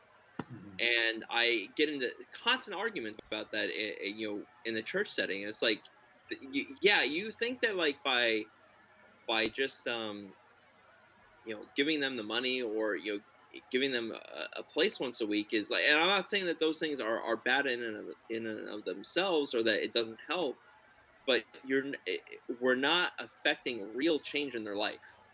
No. We're not giving because I do respect what you do for the mobile shower. I think that's a good thing. You're giving them dignity. You're cleaning them up. You're giving them haircuts. You're showering them.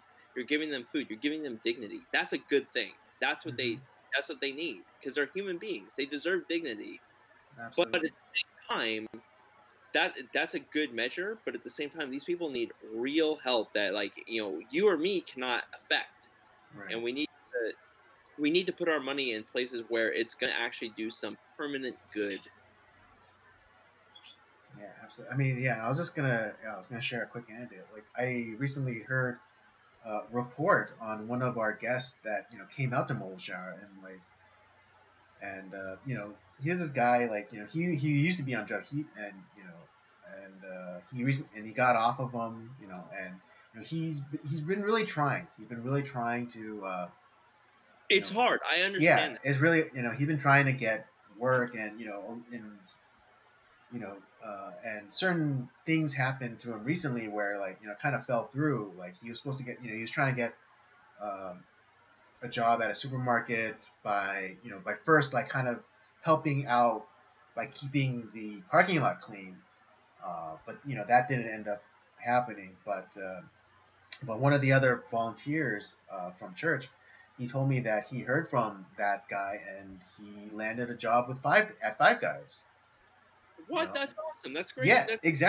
exactly, and that's just like one of the many kind of success stories that we had. Like, I remember a long time ago, there was a guy who was, like, coming in, and you know, I mean, he didn't have any, like, at least not to my knowledge, had any drug things, but he eventually got himself into housing.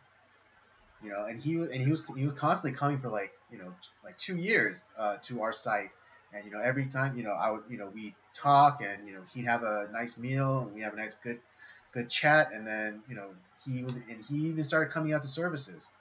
um, That's great. but yeah, and like we have like a bunch of, like, yeah, we have like a handful of success stories, but I dare say we have a better track record than the city or even state government. Oh yeah, 1,000%. Like I said, I respect what you guys do because, like you said, you're one of the few people that are giving them dignity, and Mhm. that's a huge thing. Oh, absolutely, absolutely. And and I think the fact that you're doing that, it does give some. There's some people that do have that, like, I need to get away from this, and like where I don't need to rely on this. Like I'm a human being, Right. Yeah, and and also, I mean, other than dignity, we're also giving them consistency. I know, like, there's one guy. I remember for Thanksgiving we partnered up with a local church here in Chatsworth, because they do, like, a big, like, Thanksgiving kind of meal for the homeless people. And so I remember one of our guests that came out to our church's site. He initially was gonna head back. He was gonna leave because he didn't see any one familiar. But then as soon as he like, but then as soon as he saw me, he's like, "Oh yeah, I saw you," and I immediately felt comfortable.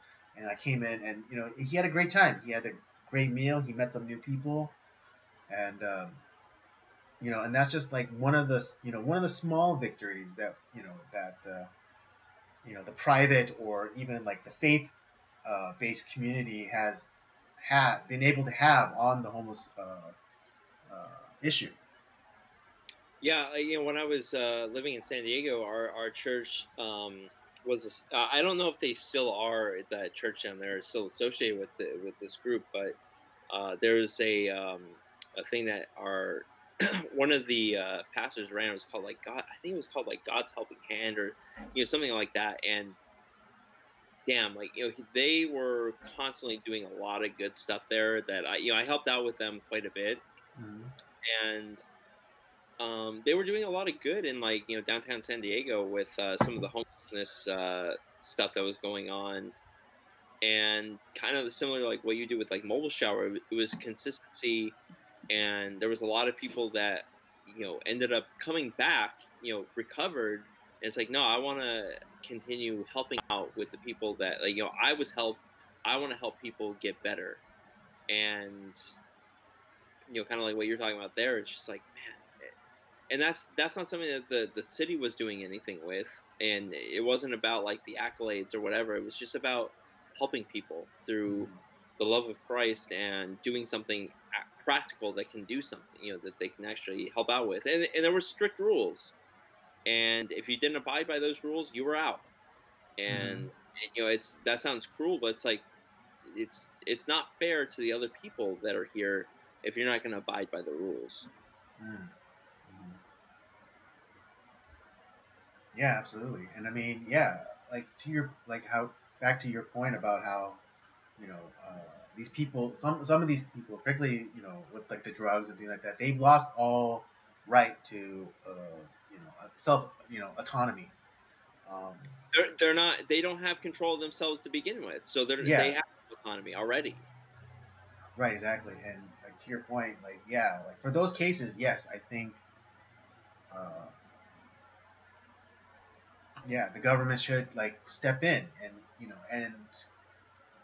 and it should be for a certain amount of time, and they should put that in writing. And I don't know, they should set up like some sort of what is it like representation thing where like like even though that this person may not have the mental capacity to like sign off on this, but like they are at least made aware like this will be for a certain amount of time, and like there'll be like certain safeguards to ensure like that this isn't imprisonment, or that you're not losing any rights. It'd be just like you become a ward of the state. Yeah, and it's like where where you're not like where it doesn't like hinder you out once you leave, once you're able to leave. Exactly, and I think that's But like the like biggest. Yeah, and I think that's like one of the biggest problems, because like yeah, because one of the big things about the homeless community is like they're very wary of like police or police involvement in things, uh, because they've been hassled or whatever, or they've been or they've been like hit up, and like whatever money that they did have was taken from them by like unscrupulous police officers or whatever. Um, yeah, so which is I understand, so I understand that part of it. So yeah, like there should like there should be the government should be involved, but not necessarily the police part. And that's like where people say, "Oh, you just want them to go to prison and and get locked up." It's like no, no, no, no, no, not at all. And I think there should be like some sort of like special category uh, created in that sense. yeah. Like so, I don't want it to be something that's a hindrance or like something that's a where it's a knock Yeah, or against. No, yeah, yeah, something nothing that becomes a blemish on their record. exactly. And I don't and see that's where government comes involved, like where it's like, hey, like we can create a law, an actual a good law that helps that takes back all the regulations and gives these people an actual like step up. But like it's the private sector that's acting upon it. Like because I don't, I to be Mm. honest, the Right, like remove all the roadblocks and then get out of the way. exactly that's all that's what I want. Yes, But yeah, that's see that's what we should be working on in our community right now. That's I think that is a roadmap for what we should be working on right now in our community.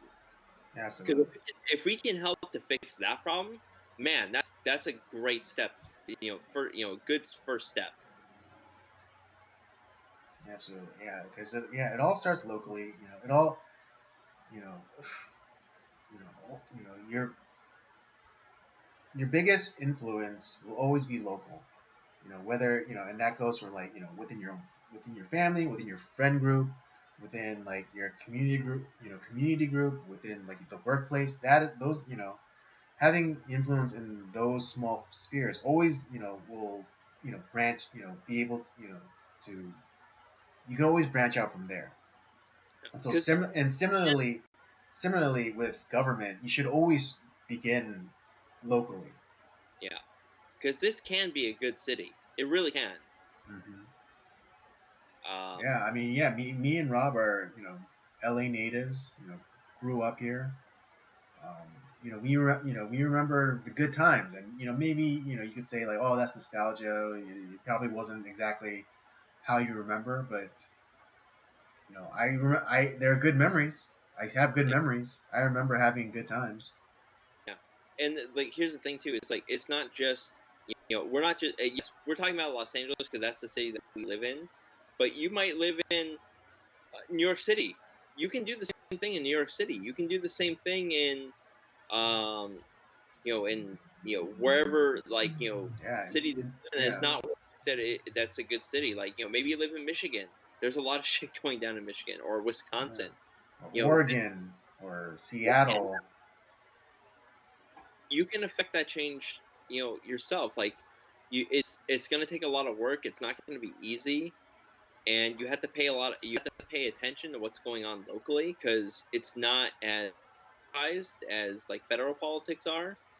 Um, but the left, the people that you are against politically have been doing that for years, and that's why our cities have turned to garbage. It's because we've allowed crazy leftists to take over our our local principalities, and that's how it's affected the country so badly. Exactly. And if I you mean, look at just like yeah. I Florida, mean, they have focused on their state and made their state better, and that state has influenced other states. yeah, Virginia is starting to turn. Texas has turned a lot because of Florida. What Florida's been doing, and there's been a lot of states that's like, yeah, we want to do that too, and they're turning and they're doing better things. absolutely. Yeah. So yeah, you know, think locally. Like just think locally. Don't even bother with like the next county over or the next state over. You know, or the next country over. All right. Just think locally. Yeah, Clean your room first. bingo. Clean your room first. All right.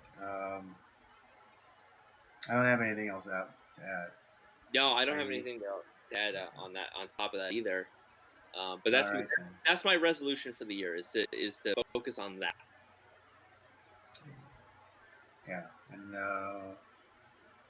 yeah. Keep. I mean, if you're in LA and you want to, we'll try our best to cover as much local stuff as possible. And I think we were thinking about doing this since the last election, but I think since everything that's been going on, I think as soon as we start getting like mailers, I think we'll help go through it. We'll try and help vet candidates. We'll go through like proposals, Yeah, I think because that's that's a big one. Because especially here, like particularly like the state wide proposals, like they're very tricky because a lot of times they word things in a way where it sounds like you want to vote no on it, but by voting no, you're actually voting in favor of it. Yep. Yeah, Because yeah, that's because I remember the most famous example, at least in my lifetime, is the gas tax that they yep. voted on in I think what was it, Like 4 years ago. like yes, like 16 or Yeah, I think it was 16. yeah, 2016, where yeah they wanted to increase like yeah the gas tax, but they worded it and I remember because I voted no on it, but they worded it in such a way that if you voted no, you're actually in favor of the gas tax. Yeah, I was like, you And sons that of. and that's how and I was like so surprised when I found out that passed. Like how the fuck did a gas tax pass? Particularly in California, particularly and Yeah. and it's all in the wording, the way they worded. Like, and it was funny because I read that proposal. Like they said like this is this that and the other, and I read it, and I could have sworn like by voting no, I would be voting against it, but no, I ended up voting for it. Yeah. I right, because I was pissed too. It's like, son of a bitch, they got me. Yeah, but yeah, I think for this year, yeah, we're gonna try to cover as much local news and election things as possible. Um, hopefully better than like the actual like local news broadcast that goes on because they're such hot garbage. It's so enough. It's like because I know my sister and I might know my sister. She watches the local news a lot and it's just like It's all it's terrible. it's such bullshit. Like they only cover from one angle, and they don't they only give one side of the story, and it's just like, and of course it's the one that's the that goes with the party line. And it's like, it's just like, stop watching that garbage. But anyways, let's get on something a little bit. Let's get something funner, and that is the first movie review for 2022. Get hyped, folks! Oh, I'll let you introduce everything, like our theme and the movie that we're going to be talking about. I'm going to use this to take a quick bathroom break. All right, quick bathroom break for Robert. Right back. All right, yes, but the first movie review for 2022 is well, I mean, it's in the title of in the stream, but this month's theme is Secret Society month, and so we're gonna be reviewing new movies, all dealing with the idea of secret societies. And tonight's movie is very pertinent in that matter, particularly of everything that's been going on lately with, like, the government and these weird shifts in politics. And the first movie review for 2022 is Captain America: The Winter Soldier. Yes, I know this movie came out like 7 years. Wow, 7 years ago. This movie came out 7 years ago. Wow. This is one of my selections for the month, and this is my favorite movie. One of my favorite movies. Definitely one of my favorite Marvel movie. Yeah, definitely one of them. Like within the top five. I do. Yeah, I think that episode that we did with Eric, it was definitely within the top five. I remember it was being your number one. You called it your number one. Oh, I did. Yeah. Okay. Well, yeah. Okay, that's my number one. I can't argue with that. It's a great movie. Yeah, yeah. And, this happened within, Marvel's like Phase 2, and they really took. I think with Captain America, they really took a risk here. Yeah, because it wasn't just like your standard, superhero cape movie, but this was like a spy thriller, suspense kind of movie. Yeah, it just happened to have superheroes in it. Yeah, it's a spy thriller, but that just happened to have superheroes in it. And it's so crazy because it's like they basically tell you what's gonna happen. Like, because this movie came out in 2014, 2014. It basically tells you what's gonna happen in the next 7 years. Yeah. And but I'm gonna get a little bit more down the line. But yeah, it's crazy because this movie tells you what they're gonna do. Yeah. So yeah, let me hit everyone with the synopsis and we'll get going. Yeah.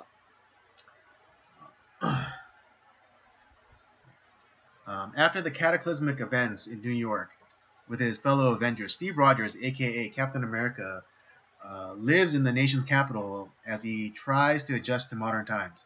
An attack on a S.H.I.E.L.D. colleague throws Rogers into a web of intrigue that places the whole world at risk. Joining forces with the Black Widow and a new ally, the Falcon, Rogers struggles to expose an ever-widening conspiracy, but he and his team soon come up against an unexpected enemy.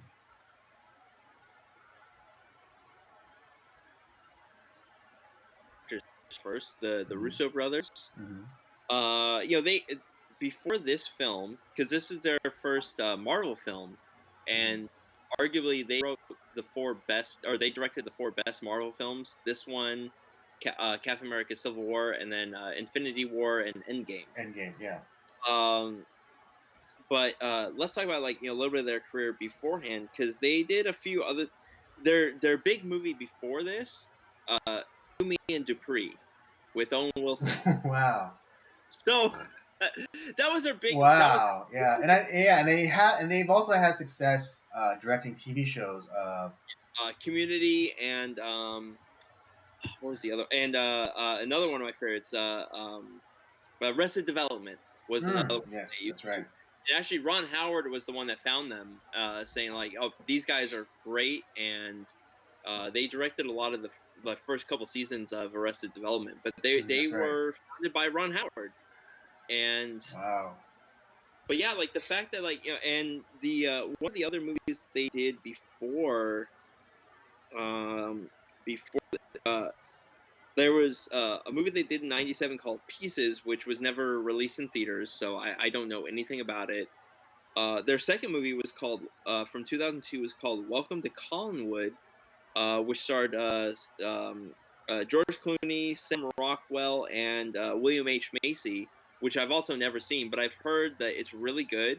It's kind of like it has a little bit of comedy. It's like a dark comedy. But then yeah, then You, Me and Dupree, which is definitely a comedy film with Owen Wilson.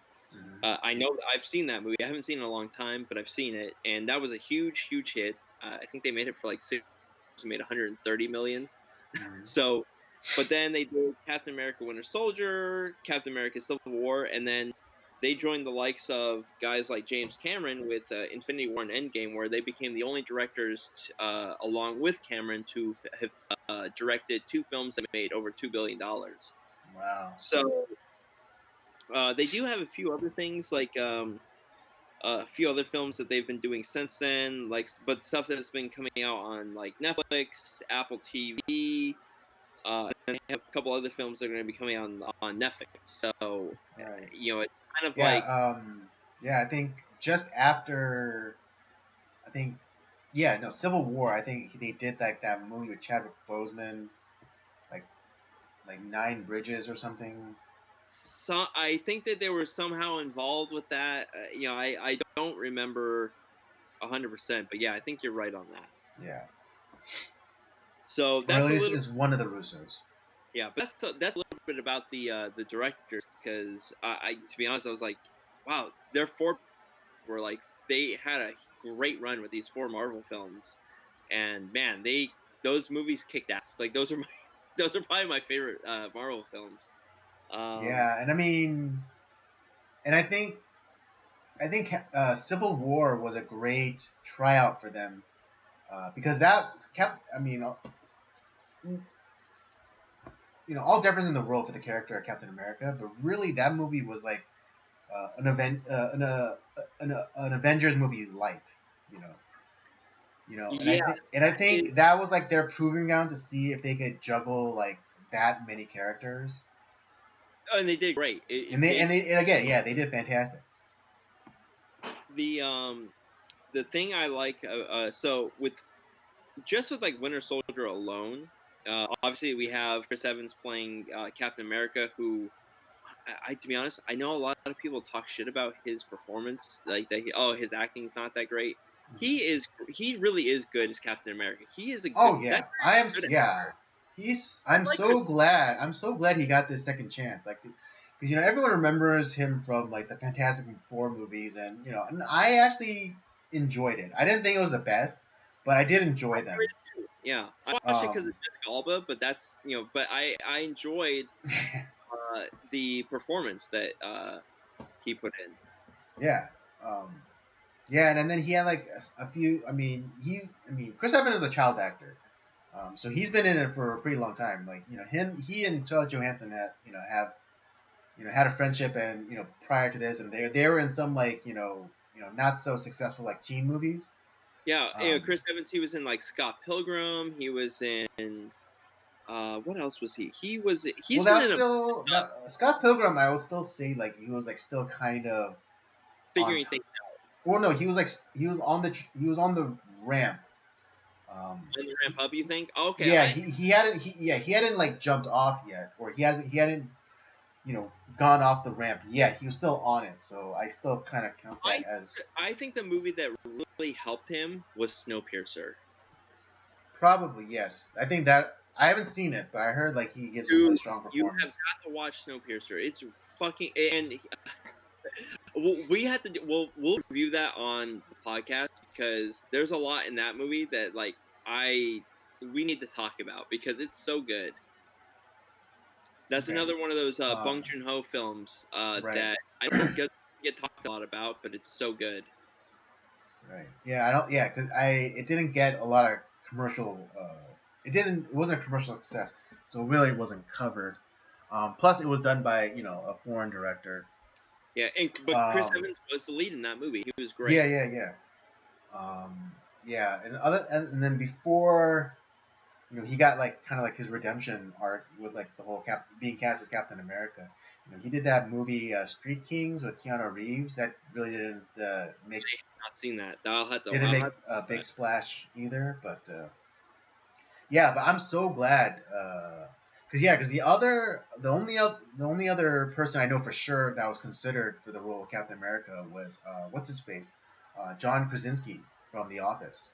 And he turned it down. I He turned it remember that. down. Yeah. And to be honest, as much as I like John Krasinski, I'm really glad that he was not Captain America. I think Chris Evans really fit the part. Really, just Oh yeah. I mean, yeah. Chris Evans is a natural brunette, and they dyed his hair. But god damn it, if he didn't look the part. he was great. The build, the personality, Mm-hmm. just he had everything. He looked every bit of the part. Mm-hmm. So obviously we have a lot of the some of the Avengers that we know. We have Scarlett Johansson in this movie. We Mm-hmm. have Chris Evans. Yeah. Samuel L. But Jackson returns as Nick Fury. but really the person I think that really takes this movie over the top to make give it a lot of credibility is Robert Redford. How they Oh got yeah. Redford just blows me away because Robert Redford is a legend when it comes to Hollywood actors. Um, he's been in so many of the great films of like the 70s and the 80s, like All the President's Men, 3 Days of the Condor, which was a huge inspiration for the writers of this film. He's been one of my all-time favorite movies, The Sting. He's in that. So he's been in a whole bunch of stuff, and he's not an easy sell. He's kind of a crotchety old guy that's like, I'm not going to be in a stupid superhero film.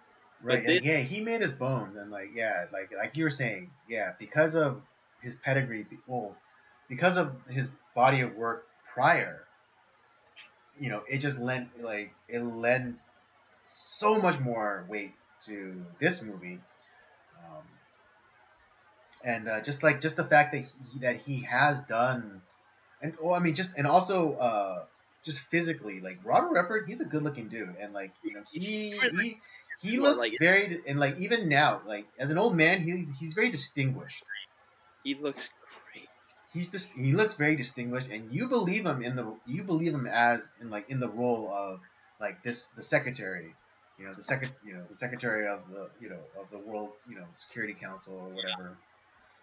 So the writers that were on, they took obviously 3 Days of the Condor because you got Robert Redford in there. Hmm. They also looked at like the Parallax View and the Marathon Man as influences for this movie. Hmm. I have not seen the Parallax View at all, so I don't know anything about that. Yeah, I haven't even seen the. 30 years. so uh, so I'll have to go back and rewatch those. But I have seen 3 Days of the Condor recently, and I was like, oh yeah, that I totally see the influence that they took from that movie to put into this. And as far as like the way that they took this is it's not so much when it came to Captain America's role in this film. uh Chris Evans talked about how it's like it's not so much like because we saw him in the first movie with Captain America.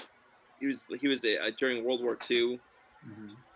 but now he's a guy that has awakened after 70 years, and he it's not so much like the technology that bothers him, but it's the societal differences, Hmm. and where it's like he uh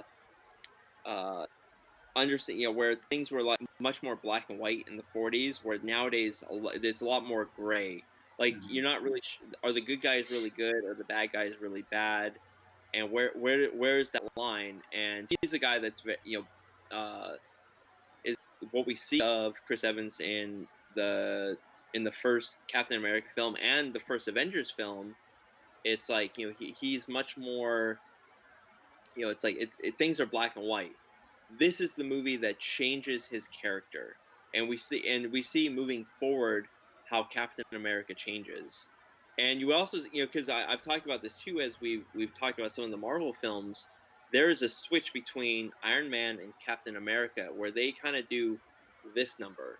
Captain America is that black and white, like, do-gooder type, but he starts to see like the corruption and Right, he like, gets very wary. Yeah, yeah, yeah. whereas They eventually, yeah. But the culmination is in Civil War, where they completely switch sides, or they switch roles. Where initially, Tony Stark, he was the cynical, small government type of person, where he's like all about private industry. He's like, oh, you can't have my stuff. Um, here's you the know, thing. and then, You but know what? then and Captain America, yeah, Captain America, who's like literally propaganda symbol.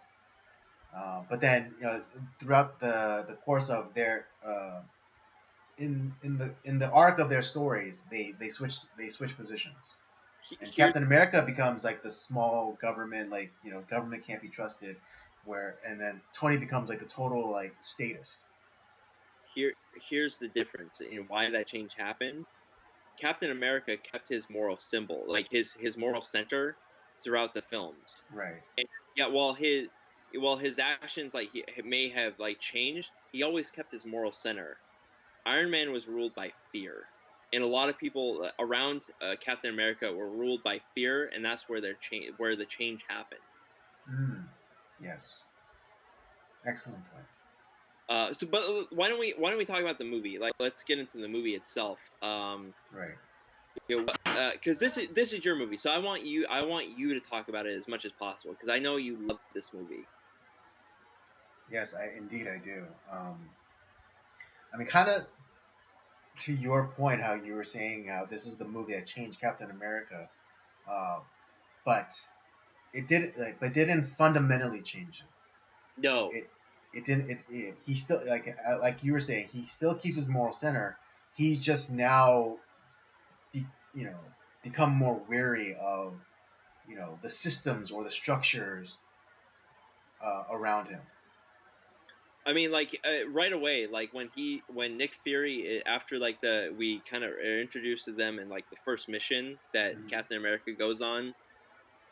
We When Nick Fury, because something happens during that mission, it's like, what the hell is this? Like, why do I have people on my team that are doing different things that I don't know about? Mhm. And it's like, how can we operate if I don't know what's going on? I'm the leader, right?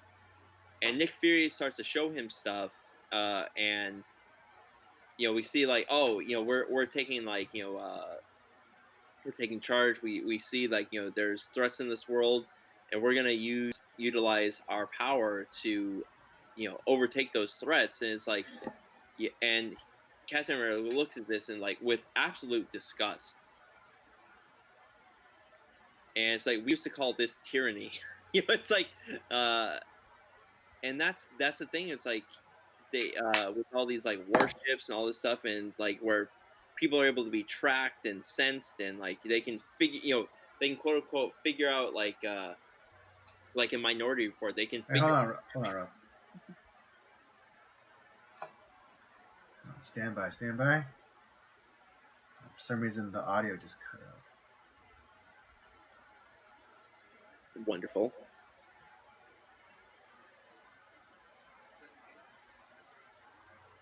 Okay. I'm sorry. Could you repeat that? Where did it cut me off at?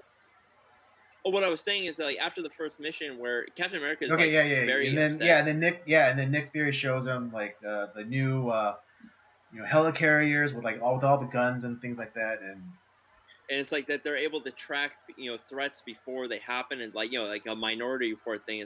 right, pre-crime. It's like, I fought a war to defeat stuff like this. It's like, we called this tyranny, and when I lived. Mhm. And that's the and that's really the premise of the movie. It's about, like, how all this stuff is, it's not that the technology is bad, but the way it's being used is bad. Right. There's no one that has that, like, that strong, there's no government that has a strong moral center that's going to use it in a good way. Right. Where it's, And it's kind of like the overreach that happens with government, where it's like, where it's like, oh, we're only gonna take this much freedom away from you, just here, just these two freedoms, and that's it. But they say that, but that's never what ends up does happening, because they slowly and but surely creep ever they slowly but surely begin to remove more freedoms from yeah, and it's not until someone, until you like actually give like some pushback. It's like, hey, stop, knock that shit off. It's like, oh, yeah, just sorry.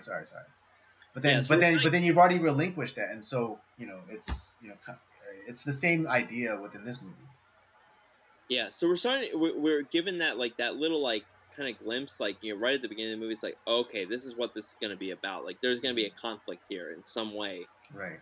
Um, what else about the film, like, from going forward, like, what else really stood out to you? Like, what did you like about this movie? What is it? I also like how, again, like, Nick Fury calls him like the great, right in the beginning of the movie, he calls him like the greatest soldier in history.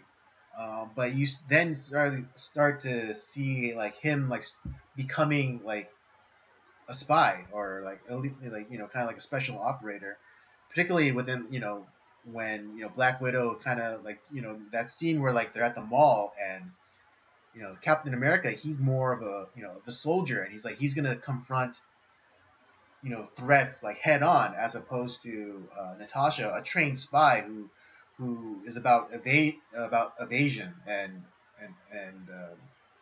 yeah, just evasion. And so, like, instead of tackling, dealing with the problem straight on, she subverts it, and she goes around the problem. Yeah, It's and I think that's the fun thing. Like, with putting those two together, I think was such a great choice. absolutely, Like, yeah, because Captain America operates in the light, Natasha operates in the dark, exactly. and putting those two together, like, where her, and the writers talked about how, like, Captain America, his morals are always, like, are always, like, bright and, right in the center, Mhm. like, they don't move. Natasha's, like, kind of move around based off the situation, Mhm. but as the movie Right. goes on, hers become like his almost, Yeah, and change. it's like it's the difference between situational and objective morality. Yeah, and I think putting those two together was very interesting because Captain America learned a lot from Natasha, Hmm. and I think Natasha learned a lot from being with Captain America, and, like, they both became stronger people because of that relationship. Exactly. Yes. And you see those changes. Here's where, like, this is where the MCU is so good. You have all these different writers, you have all these different movies, different, and really different types of genres too, because some are more like, this is a spy thriller. You have Hmm. action movies, you have somewhat comedies almost, and yet, like, the characters continue to progress in a very natural way, and it doesn't forget about what happened in other movies. Like, it takes away, it continues along that line. Those first four phases are brilliant. Hmm. I've never seen writing done so well in a Exactly. group. Yeah. I mean, yeah, and you're contending with, like, I mean, other than the Russos, there was never like a repeat director for, and and maybe not even for, well, Iron Man and Iron Man 2 was done by Jon Favreau, so there's That's it. that. But like, That's it. but for every other character, there was never the same director, and That's right. so like, yeah, it's a modern day miracle that they were able to keep it's so consistent, and I think that has to do with the writing, which I think the writing more or less has remained, or at least for the Avenger movies, is main consistent with Steve McFeely and what's his name? Yeah, I know what you're talking about. Yeah, it's Yeah. those guys, but like I am I am impressed with the level of writing and all the different directions. Like, it's so easy to fumble that and mess it up. Yet they did not do that. And you see, like I said, you see the growth in these characters. We're introduced to Falcon with what the hell is his name? Anthony Mackie. Anthony Mackie, who uh, people might remember from $1 Million Baby. Mm-hmm. Or I 8 Mile. Was he in 8 Mile? I see. Yeah, I he plays the main antagonist, Papa Doc. No shit. I've never seen Yeah. 8 Mile, so I might have to, I have to It's watch. a good one. It's a good one. Is it? It's somewhat biographical, like certain elements from Eminem's own history, because he's in the movie. It's the stories about him, so somewhat autobiographical because it does take some like anecdotes from his own life or whatever. But yeah, Anthony Mackie plays the principal antagonist to Shit. Eminem's character. Yeah. Yeah, I mean, I liked him in $1 Million Baby, like, even though he was only in a small part. Mm-hmm. Um, and him as Falcon, he's great. I like his character. I feel like the writers of Falcon and Winter Soldier did his character a lot of disservice. Yes. He's good in it. Anthony Mackie does his best. He does a really good job in it, but there's a few parts where I'm like, come on, really? Like, you're really messing up his character a lot. Yeah, especially at the end when he, that big speech to the Senate. Oh, Like, you have to do better, Senator. It's like, oh, shut up. That's why so it bothered me because it didn't sound like him. Like that didn't sound like Falcon. Because Falcon, I mean, not to say that he's a follower, but like he's a good Bravo. And in terms of like the structure, like like in this movie, he's a great I don't want to say sidekick. He's a good Bravo. He's a good second to Steve because he's like he was constantly backing him up, constantly giving him moral support. Like when Steve tells Nick Fury, it's like, oh no, he's like, we're not just taking down, we're not just stopping the helicarriers. We're taking down Shield yeah, we're too. taking the whole shit down because it's corrupted. Yeah, because it's not worth shit. And like Nick Fury kind of like in shock, kind of goes around the room and like sees everyone's on the same page, and then again Falcon, he goes like I do what he does, just slower. It's just like and that's a great and that's what a Bravo does. He backs up the Alpha, and I mean, of course, because it's his movie. But Captain America, yeah, he's the Alpha, and Mackie's a good Bravo. Yeah, he really is. And not that like he's like this he should only play like a second fiddle, but he should they should have made him an Alpha as Falcon and not as Captain America. And like I said, like 90% of Falcon and Winter Soldier was like really good. I actually really liked it.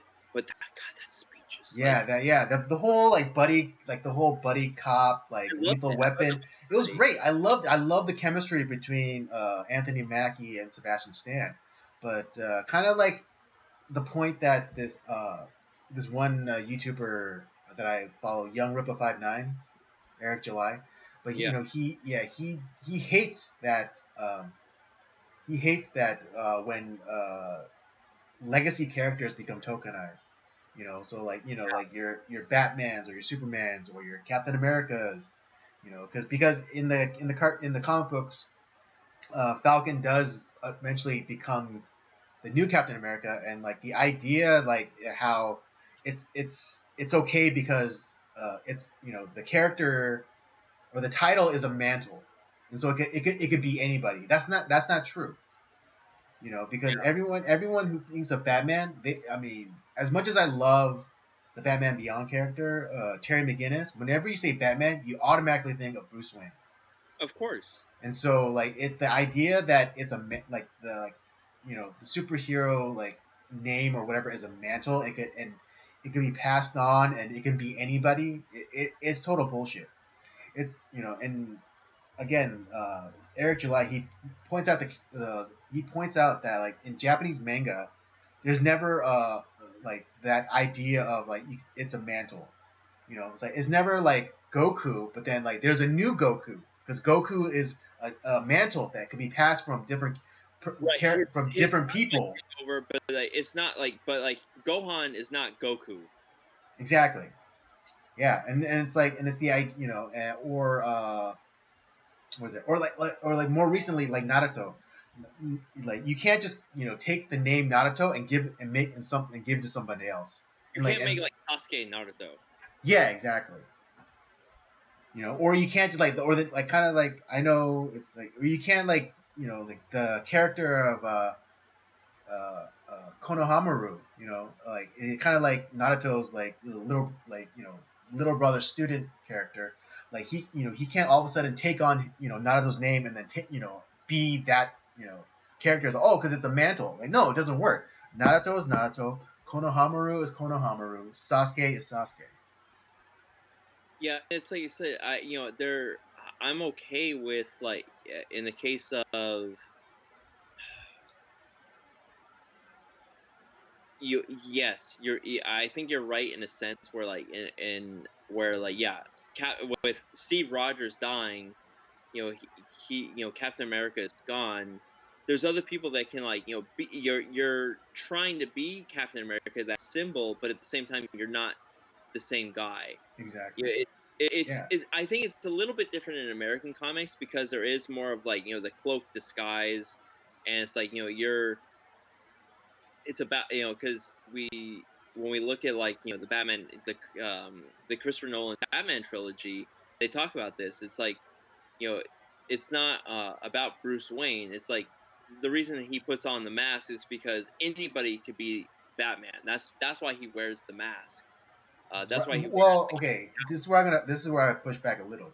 Yes, he says that it's so like anyone can be Batman, but that doesn't mean he's saying anyone can be Batman or anyone should be Batman.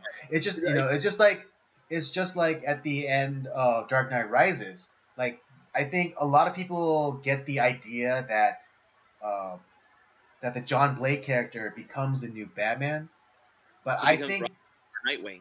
well no like regardless, but I think a lot of like people like a lot of normies, people who aren't like really up on comic books and stuff, who just enjoy the movies. Um, I think that they think that he becomes a new Batman. But I don't think that. I think that he becomes his own unique character, whether that is Robin or some other Or costume crime fighter. Yeah. Yeah, well, it doesn't matter because like it's because again, John Blake is not Dick Grayson or Tim Drake or Jason Todd, so Right. it's just like they just like throw in like that little thing of like, oh, you should use your real name, Robin. I like it. It's like okay, well, yeah, he's supposed to be Robin or whatever, but yeah, I don't think like it was like when in the Dark Knight Rises when he says like, oh, like the whole point is anyone could be Batman. That doesn't mean that anyone should be Batman. No, and for us as the audience, we know better, because Right. we Yeah, are and that's why I think that the John Blake character he doesn't like become Batman. He becomes something else, whether that's Robin or Nightwing or whatever. But he doesn't become Batman. yeah. Because I think like in the difference with like anime and like comics is like a lot of our comic heroes are masked. Their identity is cloaked, and so for the we as the audience know better, but like for the public, they don't know who the characters are. Whereas like in anime, like there's no masked identity for the most part. Right. Most of Well, us but I still think it my point still holds up because it doesn't matter because the character was created with a certain like alter ego. true. So like because like Spider-Man is synonymous with Peter Parker and Peter Parker is synonymous with Spider-Man. I mean, yes, I know they have all these other like side characters like Miles Morales or or other like there's a Spider Woman, but it's just like when you say Spider Man, you think Peter Parker. You don't think Miles Morales. Right. I would agree with that. Yeah. So I'm not disagreeing with you. I'm throwing another point out there, like where Right. But yeah, but again, I think it's a disservice to, especially like when they tokenize. Uh, that pisses me off. yeah, because because why is it that they only find or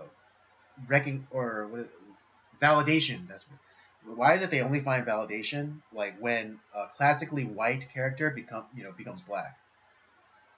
And to be honest, Why can't they continue? Why can't they continue on with the original character like Falcon, like Black Panther? I mean, everyone would lose their shit if Black Panther became a white guy. yeah, and to be honest, like I like Falcon. He's a cool character. I like Anthony. Plus Anthony Mackie does a great job. Anthony Mackie's portrayal is great. I mean, I wasn't too familiar with the character of Falcon to begin with, but I fucking love Anthony Mackie's portrayal of the character. Yeah, and he's a cool character.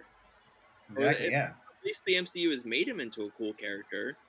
I don't know much about the Falcon comics or or anything like that, but and I just felt like what they and I'm fine with him being Captain America. Like it's actually, to be honest, I kind of like the suit that he had at the end of at that show, but it's I wish they didn't try to go be as faithful to the comic books as they did, because it's fucking weird because his face is covered but his head isn't. Like even Steve Rogers Captain America had a helmet, head protection, but Falcon Captain America, he's like he goes and flies around things and he like smashes through things, but he doesn't get a helmet. What the fuck? Yeah, it's. But also, I don't like how because the suit was outsourced to Wakanda and not made in America. Yeah. But no, what I like about this film is that what we discover throughout the movie is that Shield, who has been known as this entity for good. Or at least it was like when it was created back, in the time of the 40s when Steve Rogers remembered it, because he was there during the time of the formation of Shield. And he was at least part of like the precursor, which was the Strategic Scientific Reserve. Right. And then with his with Howard Stark and with his lover Peggy Carter, and along with Colonel Phillips, they go and found what we understand as Shield. But what happens is that they, after the defeat, the quote unquote defeat of Hydra, they did not excise everything that of Hydra. They utilized some of the intelligence of Hydra, and that really allowed for Hydra to regrow. And they understood, like, okay, well, we can't go out and as an entity as Hydra and destroy kind of destroy the freedoms. But if we infiltrate and we subjugate everything, and kind of act as like a parasite in these organizations, we can grow and allow our agenda to gain fruition. And God, if that's not a symbol of what's happening today with kind of like our way of life and communism and fascism and in all sorts of ways. Right.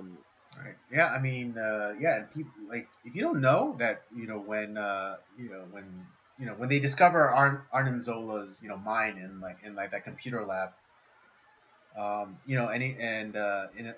Black Widow references Operation Paperclip. That's a real fucking thing that happened. All right, after World War II, after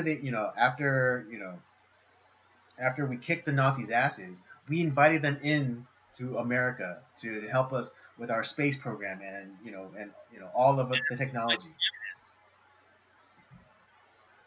Yeah, and so that's not something that was just made up for the movie. That's an actual thing that happened. We invited Nazis into our country. That's some scary shit. Yeah, Werner von Braun, fucking SS Major, was one of the lead developers in NASA. A guy that would who would have had Jews working for him in his lab, and the slowest Jew he would string up and would hang at the end of the day. Yeah, that guy. Real winner there. Yeah, real winner there. I know we brought him in. And it's like, oh, everything's fine. It's like, no, it's not. Yeah, it's like, yeah, no, they swore allegiance to us. But that's what happens with, like, what people don't realize is, like, that happened. That the communists infiltrated us back in, like, the 20s, and we didn't know about it. Like, I mean, we had them infiltrating our Yeah, I mean, that was even like, it was even prior to that, because they were infiltrating Hollywood. They infiltrated Hollywood, our government, the media. I mean, hell, we had, like, back when Stalin took over. I think it was like it's somewhere between the 20s and the 40s, where you had, like, New York Times reporters going over to visiting the Soviet Union and seeing what Stalin was doing. It's like, I've seen the future and it works. And it's like, this is during the times of all, like, the Cannibal Island and, like, the starvation that was going on over there, like Right. the Yeah. No. Yeah. And like, what was it? Like, yeah, they were like, I mean, yeah, war effort, whatever. But like newspapers, again, New York Times, I believe, but they were calling Joseph Stalin Uncle Joe. Yeah, and you had people who were in government who knew of what was going on with the Chinese Revolution, and they allowed Mao to come into power. And it's like, yeah, everything's fine, nothing, and, like, they allowed hundreds of millions of people to die, essentially. Yeah, no, and I mean, kind of again, this movie kind of mirroring actual events. During the time of Nixon, and like the whole like, oh, we're gonna open up China to the West, and we're gonna get them hooked on capitalism, and that's how we're gonna defeat the communists. That's not what ended up happening. They actually took all the best parts of capitalism and just modified them to be used in communism. Had that never happened, they would have folded in on itself like the Soviet Union did, just faster.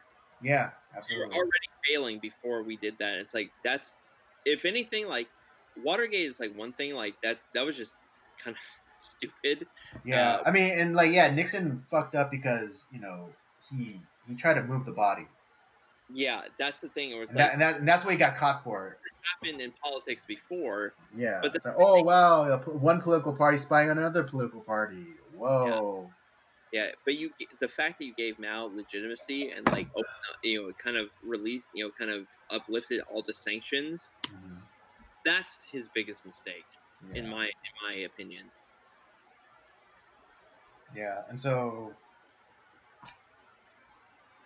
yeah, so just like the great like kind of mirror that it puts up, because it's like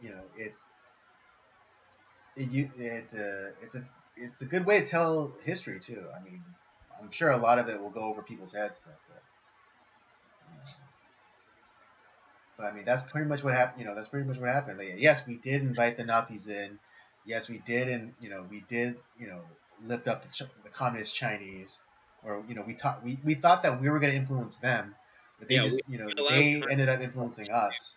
Yeah, and to infiltrate government, Hollywood, and all these places. I mean, we made a valiant effort of trying to excise those people, but it was too little, too late, and that's where I think this movie kind of has a good message. It's like, you can't like you can't allow this stuff to grow. Like, once like it's completely corrupted.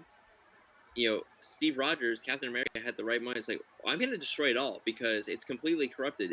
There's no saving it. It's done. We're not, we're gonna bring the whole goddamn thing to the ground, and we're gonna start over. Mm-hmm. And he was right. Mm-hmm. Yeah, because there's no saving it. Because Nick Fury, the master spy, he was in charge, and yet Hydra was still, Hydra was under his nose the entire time, and he didn't even realize. How humiliating! Exactly, and the idea that he was gonna, like, there was that Shield was somehow is redeemable, is completely laughable. Yeah. Yeah, but yeah, there were some really good messages in it. I particularly like the technician at the end. You know, when after Steve makes his speech, and Rumlow goes and like gives him the order to to preempt the launch, and to get the ships in the air, and he's filled with that little courage, and he's it's like, oh, I can't send those ships up, captain's orders, and he, even with on threat of his life, He he stood does he still doesn't capitulate. And then it's really funny because like that little amount of courage emboldened the other agents, like the other non-Hydra agents, stand to up. to stand up and to draw the weapons, and and that that's true. It's just true. Like, and just as fear is contagious, so is courage. And that guy's courage inspired all the agents to stand up as well. Yeah, and so I like that aspect of the movie too, where it's like you see like it takes just like a person who yeah, he's not a superhero, he's not really like trained in like martial arts or like Yeah, he's weapons or, not a field agent.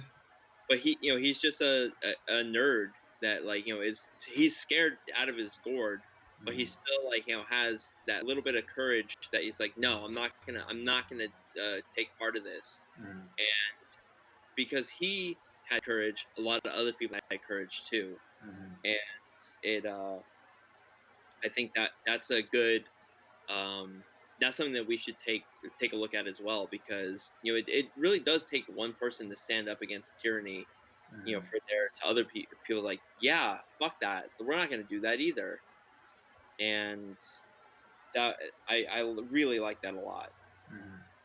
Yeah, courage is contagious. Let's talk about some of the fight choreography in this movie, because Yes, it's freaking awesome. it is. The It particularly the fight between Steve and the Winter Soldier, after the freeway scene. Oh man, it's the best. The here, here's It some is the best. here's some movies that I thought of when I was watching this. That like the freeway scene reminded me. You remember The Matrix? Like Oh with yeah, the that. second one. Yeah, the second one. Yeah. It kind of there was like a little bit of that in there. Mm-hmm. Uh, any of like I think this movie rivals that, the any of the Bourne films, any of the Mission Impossible films as far as fight choreography goes. I think it Mm-hmm. stands hand in hand with those, if not even better than them. Mm-hmm. And Absolutely. it's like you have good gun battles. You have Yeah, yeah, you get a lot of good gunplay in this movie. yeah, it was so good. And then like it just even like the hand to hand combat was like so Mm-hmm. like man, I could feel the hits. It was just like god damn. And the other thing that the Russos and like the writers were focusing on is like where Captain America had taken the time to study all these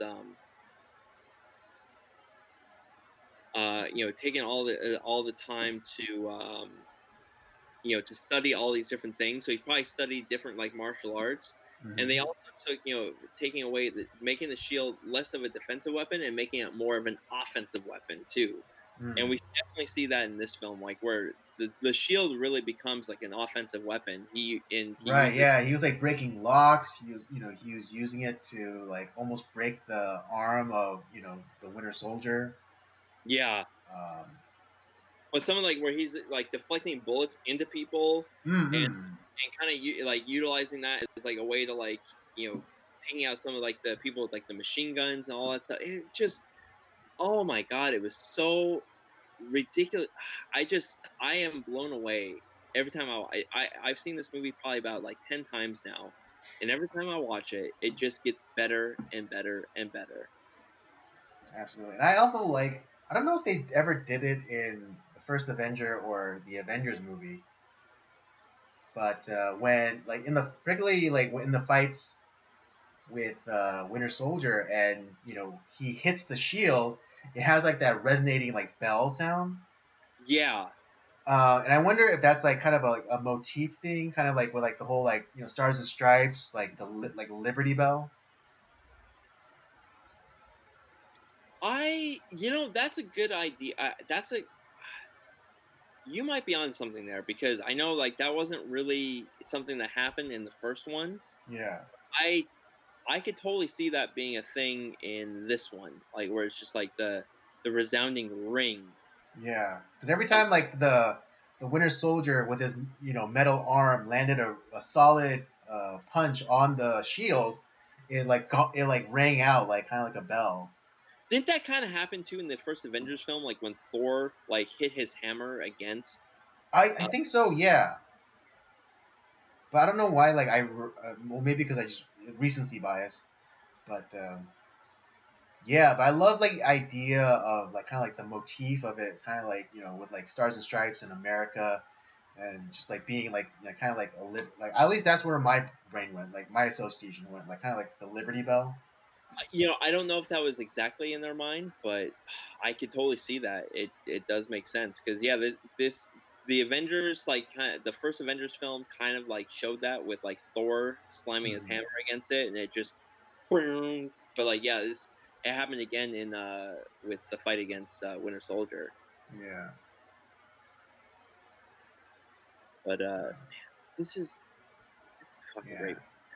This I movie is great, but yeah, I think like yeah, again, but I think kind of my frustration kind of with like reality is that we're living this thing right now. Like we're like finding out like all these associations, like people like politicians being influenced by foreign governments. I mean, famously maybe Eric Swalwell with his fucking fung fung. yeah, bang bang bang bang fang fang. Yeah, And then with like even who's that California senator? Uh, Feinstein, like her chauffeur being, a Chinese I spy, that's been like your chauffeur for how many like years? 20 years. Yeah, insane. Yeah, completely. And so, like we all think like when we find out these things, like we're all gonna like stand up and like we're gonna be like that tech guy who stands up against Rumlow, or we're gonna be one of the like the agents that goes and stands up against against like the other strike team members. But that's not what's happening in reality. It's like we find out about these things, and it's like, oh, anyways, and just kind of go on with with the status quo, and just like, why are we not, Eric Swalwell is still a thing. Like, why isn't he not like thrown yeah, in prison? why is he not in front of like a judiciary committee, or why isn't he being charged with, or why isn't Dianne Feinstein being charged with, you know, espionage or something? Yeah, it's like, and or at least like trying to figure out like what was your culpability here? Did you know? Did you not know? But it's Yeah, like you've allowed. There's some people who have sold secrets who should be killed because that's what we do to traitors. Yeah. traitors. But then the fact that like either that or it's like okay, well you didn't know, but you're still responsible, so you are out of power. I'm sorry, you're gone. It's Hmm. like you're no longer a senator or a congressman or anything. You're done. But it's Aaron, who could have foreseen like your chauffeur was only he's only been a Chinese spy with you for 25 years. Okay, it's okay. Or who amongst us could go Who could resist the allure of Chinese pussy? yeah exactly who could go against that? Jeez. Like completely understandable. But I think like what the one thing is that because what they didn't show is that yeah they showed the one senator who was like who was like Hydra, but they didn't show the other side of that corruption is like in the government. You know, yeah, Yeah. you had the one fall guy senator go to get arrested or whatever, but no one else in the government was in Hydra as well. It was so Hydra was only in Shield. Yeah, and that's where it's like I I mean, think yeah, they do go into like the Agents of Shield show about the corruption and how deep it goes, I but I have think never, to be honest. I might have to watch that. yeah, I mean it's fine up until about like the last couple of seasons. Because they do pretty fun tie-ins. Like they do like the whole Winter Soldier tie-in when like Shield collapses. Oh wow. Yeah, that's a yeah, just to see it from not from the superhero side, but from just like the everyday agent side. That's pretty exciting. That was actually done pretty well. I'll give it to Oh, them. okay. Yeah, I might have to watch that. Yeah, I mean, towards the end they do kind of lose the plot because it gets kind of uh, um, grandiose because like they start going into like the more like fantastical elements of like space travel and aliens and Yeah, whatever. And like the kind and like the draw of that show is like kind of like you know you know the everyday people that are like yeah, they, the everyday like agents. but they're not like super powered. Yeah.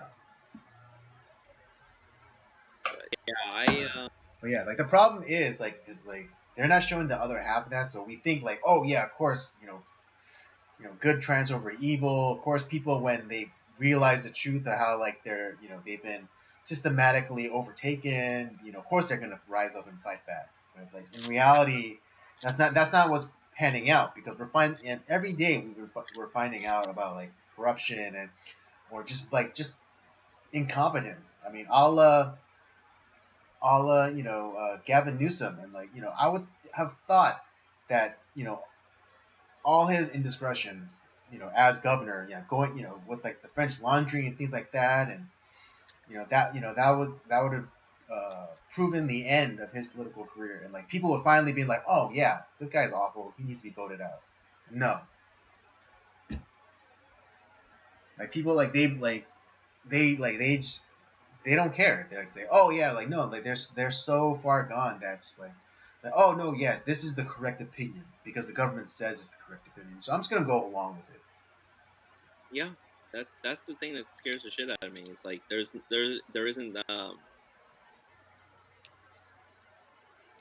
isn't like the guy that's like, or there's not enough of us that are standing up that are saying like, no, this is bad. We need to get rid of this. Yeah, I mean, I do have some hope because of their like the CDC's revised procedures for COVID infection. Like instead of doing 10 days, like doing 5 days, and that's because like they even admit that it's because that it's what people would tolerate because no person would tolerate 10 days, but a person will tolerate 5 days. And so that does give me a little hope because like all these people now, like it's if it's not fully apparent, like all of these measures, all of the regulations and things like surrounding COVID, it's not about health. It's not about keeping people safe. It's just about power. Yep. And kind of, and similarly with like Winter Soldier, even the idea that they're doing this, like Hydra is doing this for the sake of humanity to keep them secure or whatever. That's bullshit. It's for power. Yeah. Well,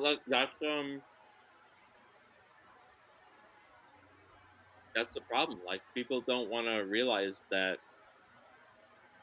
government's not your friend. No, yeah. What's that old Reagan line? The nine most terrifying words is, "I'm from the Um, government and I'm here to help." yeah, it's like I'm glad like the federal government is there to protect our borders, and that's Allegedly. allegedly that hasn't been happening recently. Hmm. At least definitely in the last year, but for the last like several administrations, outside of maybe Trump, it's Yeah. like I mean, yeah, even even yeah. Again, and it's not, and again, that's how you know it's not about like Republican or Democrat because under Bush there wasn't that much enforcement either. oh, we'll just give them amnesty. And then we'll enforce the border. It's like, why don't we just no? Why don't we just not do that? Why don't we just get rid of these people? Yeah, I know. Who, Why don't we have a moratorium on immigration for like 10 years and allow the people that are here to assimilate into our culture? which is what used to happen, but That was like when we had a sane society. Exactly. But yeah, then you have Clinton was terrible. I don't really know too much about Reagan's, what happened as far as like him protecting our borders or whatever. But Carter, I know, was terrible. Hmm. So it's just, Yeah, I mean, I think the only harsh Democrat was Obama, and he deported more people than any of like the previous like 3 administrations. I mean, nobody talked about it either. Yeah, nobody talks about it, not even like the mainstream media. Nope. And that's so funny because they could use that totally as a talking point to like get people on their side. It's like, oh, well, what are you talking about? Obama deported more people than anybody. So like, so how so you can't say that Democrats aren't for secure borders. Easy layup right there.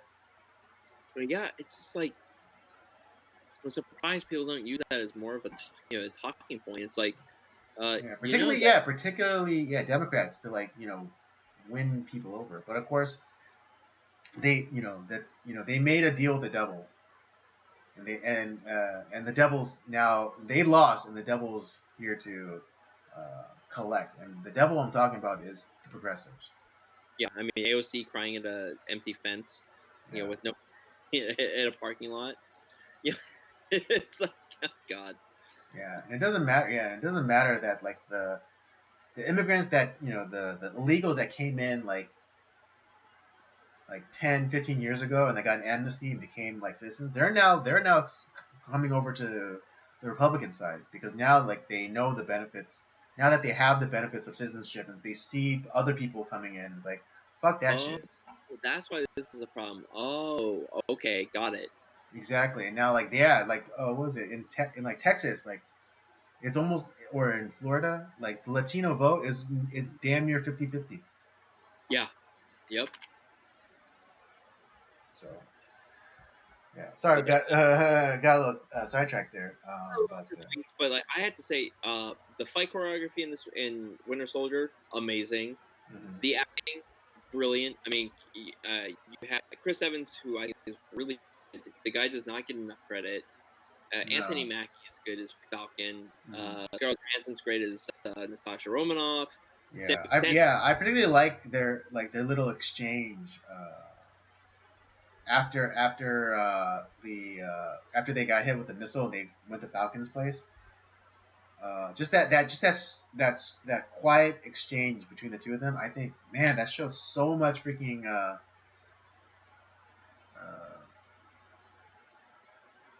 so much range in both their performances. do you like their interaction after the missile? Yeah. Oh yeah, the connection was kind of Yeah, weird. and then you have Robert Redford as who is the bad guy for one, like because he is never usually the bad guy in any Right. movie. I think this is the only one I can think of Hmm. is him as that guy. Somebody could correct me on that, but wow, I mean, just what a star-studded cast, and Absolutely. really, really well done. Of all the superhero movies, I think people are gonna look back like 20 years from now, when like whenever this era of movies ends, they're gonna look back on this. This is the highlight of the superhero generation. It's so, I bet this Winter Soldier and I think Logan will be looked on very fondly. oh yeah,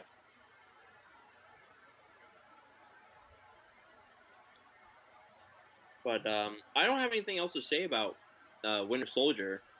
Okay. Okay. Well, really, one quickly. I think I think Sharon Carter, especially what we find out later, particularly in like the Falcon, the Winter Soldier show, Uh huh. we find out. I think she was Hydra during Winter Soldier. You think so?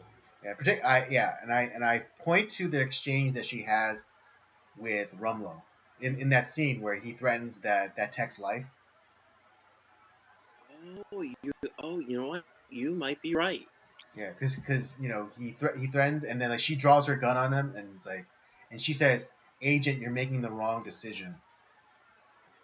not like it's like I'm gonna not like oh I'm gonna kill him and then I'm gonna kill you. It's like but he's like trying to convince her into into backing them. Like, hey, you're on my side. I'm reminding you that we're on the same side.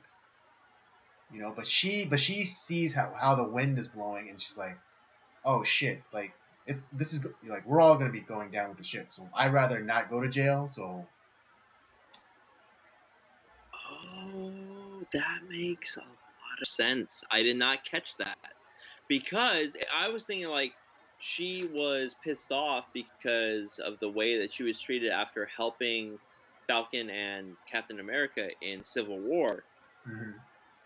and how like she was pretty much like run out and exiled essentially, Right. and she was like became kind of like pissed off because of that. It's like no, that makes way more sense now. Right. I'm Yeah, like, because Rumlow tells her like agent, you're picking the wrong side, and she says like that depends on where you're standing. dude, that's So that. I think she could have been. I think she was Hydra, Oh my and god. she just saw the which way the wind was blowing. It's like I'm gonna switch sides. Oh my god. How did I not catch that? That's a big. I'm now gonna have to rewatch all. I'm gonna have to watch that all again. Yeah, because I mean, again, like Hydra grew under his nose. Like I'm sure that goes for people as well, Yeah. right? And it's like, and like all the Hydra agents turned out to be all like the tag team guys, like the strike guys, the insight crew, and so like you're saying, and she was, and she was in special services, Mhm. right? Again, and like kind of like a field agent kind of position. So It's very possible. very possible. Wow, how did I not catch that? God, see, this is why we talk about movies, Andy, because you catch, I didn't catch, and vice versa. Right. Yeah. But yeah, that's the last thing I wanted to bring. I just like a little bit of like maybe possibly it does make sense. Yeah, it does. It does. It totally makes sense. Yeah. Yeah, particularly like because of the dialogue. Again, the credit to the writers is just like This is so like you're well. picking he's like you're picking the wrong side. Age, go back, you'll hear it. It's like he says you're like almost like convincing her or reminding her, hey, we're on the same side. It's like you're picking the wrong side, agent, and then she says to him, like you think like kind of like in a very like kind of badass way, but then also it's like, but then rethinking it's like it's yeah like depending on where you're standing. It's like Yeah, oh but goddamn, it was a great movie. yeah Glad we decide. We finally, well, because we've talked around this movie so often, but like we never yeah actually reviewed this movie, and I'm so glad yeah we. and then yeah and technically when we did like our top five or whatever, that wasn't technically a review, and we didn't get into all like the little nuts and bolts of it. But I'm glad we did now. That's Mm-hmm. I'm very happy we did. Yeah, absolutely. Oh, just a little. I mean, I don't know if you realize, but the doctor, when they, after Murray Hill springs them from custody, that Yeah. that doctor is one of the Russos. Oh, is he? Yeah, Oh, wow. yeah, and I think that he's the same. Interestingly enough, he's the same. I think it's the same Russo that makes the cameo again in Endgame in the group counseling session. Oh, that's. Oh, you're right. Okay. Yeah, I'm sure that he's playing different characters because like one's a doctor and one's like some some guy. I don't know. But yeah, this is a lot of fun.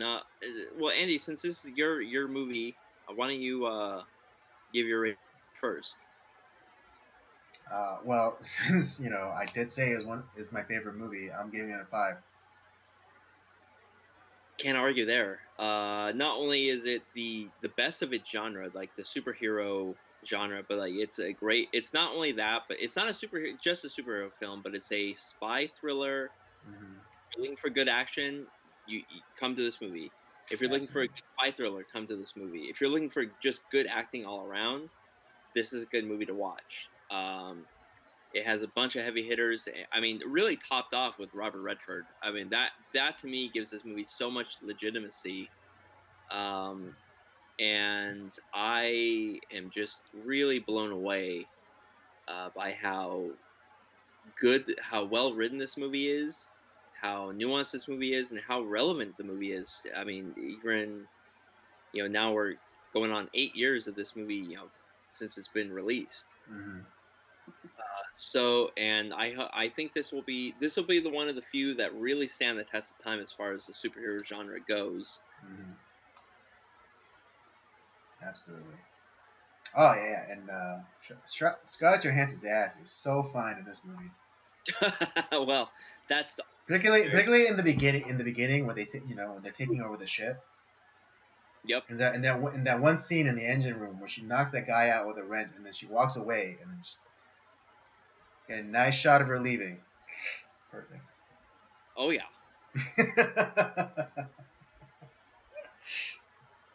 I can't help it. I'm a booty man. I don't blame you. All right. Well, yeah. There you have it. Well, that's our review for Captain America: The Winter Soldier. Both Robert and I give this a 5. Definitely go watch it if you haven't already watched it. And if you have watched it, watch it again. Yeah, it's on Disney Plus. Come on, what are you waiting for? Yeah. If you watched it, watch it again, and then after that, watch it 5 more times. Because it's that good of a movie. It's that good of a movie, folks. Yeah, it's on par with the Mission Impossible, the Jason Bourne films, 3 Days of the Condor, any of those like great spy films. Absolutely. All right, folks. Well, there you have it. That was the first stream of the new year. I hope you had a good time. I had a good time. I know Rob had a really good time. Rob was chomping at the bit for this. Yeah, I'm so excited for the movies we have set up for this month too. Like we got some great movies coming up. Yeah, and of course, just to remind you, this month's theme is Secret Societies month. So should we reveal what we're gonna do next week for the movie? Did we decide on the order? I think we were gonna do. It was gonna be either Fight Club or Eyes Wide Shut. I don't remember which one we were gonna do next week. We also have the Skulls that we're gonna be doing. So right, okay. Well, let's since we did one of mine first. Let's do one of yours. Oh, then I guess we're gonna do Eyes Wide Shut then. All right, there you go. There you have it. Next week, next week, the Secret Society movies of Secret Society movies. I fucking love this movie. Yeah, this is one of Robert's absolute favorite movies. It's been a while since I've seen it, so I'm looking forward to watching it again and also watching it with new eyes, as it were. This movie is. We're gonna talk about like stuff that's going on. This movie is really good. I know a lot of people at the time when it came out kind of shit on it, and I think looking back on it like some 30 years later, 25, 30 years later, I think it's gonna be. I think you're gonna like it. All right. Yeah. So you have that to look forward to. So do join us next week. In the meantime, don't forget to check out the library of other content that we have. The Circle of Jerks main podcast, Nocturnal Transmissions, of course, and Rob's gaming show, Up by Updown. Don't forget to follow us on our various social media accounts, Twitter and Letterboxd at Circle of Jerks Podcast, and Instagram at I'm sorry. Twitter and Letterboxd at Podcast COJ, and Instagram at Circle of Jerks Podcast. You're a little rusty. It's okay. I'm a little, 2 weeks. It's been a while. I'm sorry. But yeah, we thank you again for joining us. Come back next week and we'll do it all over again. Sounds like a plan to me. Have a good night.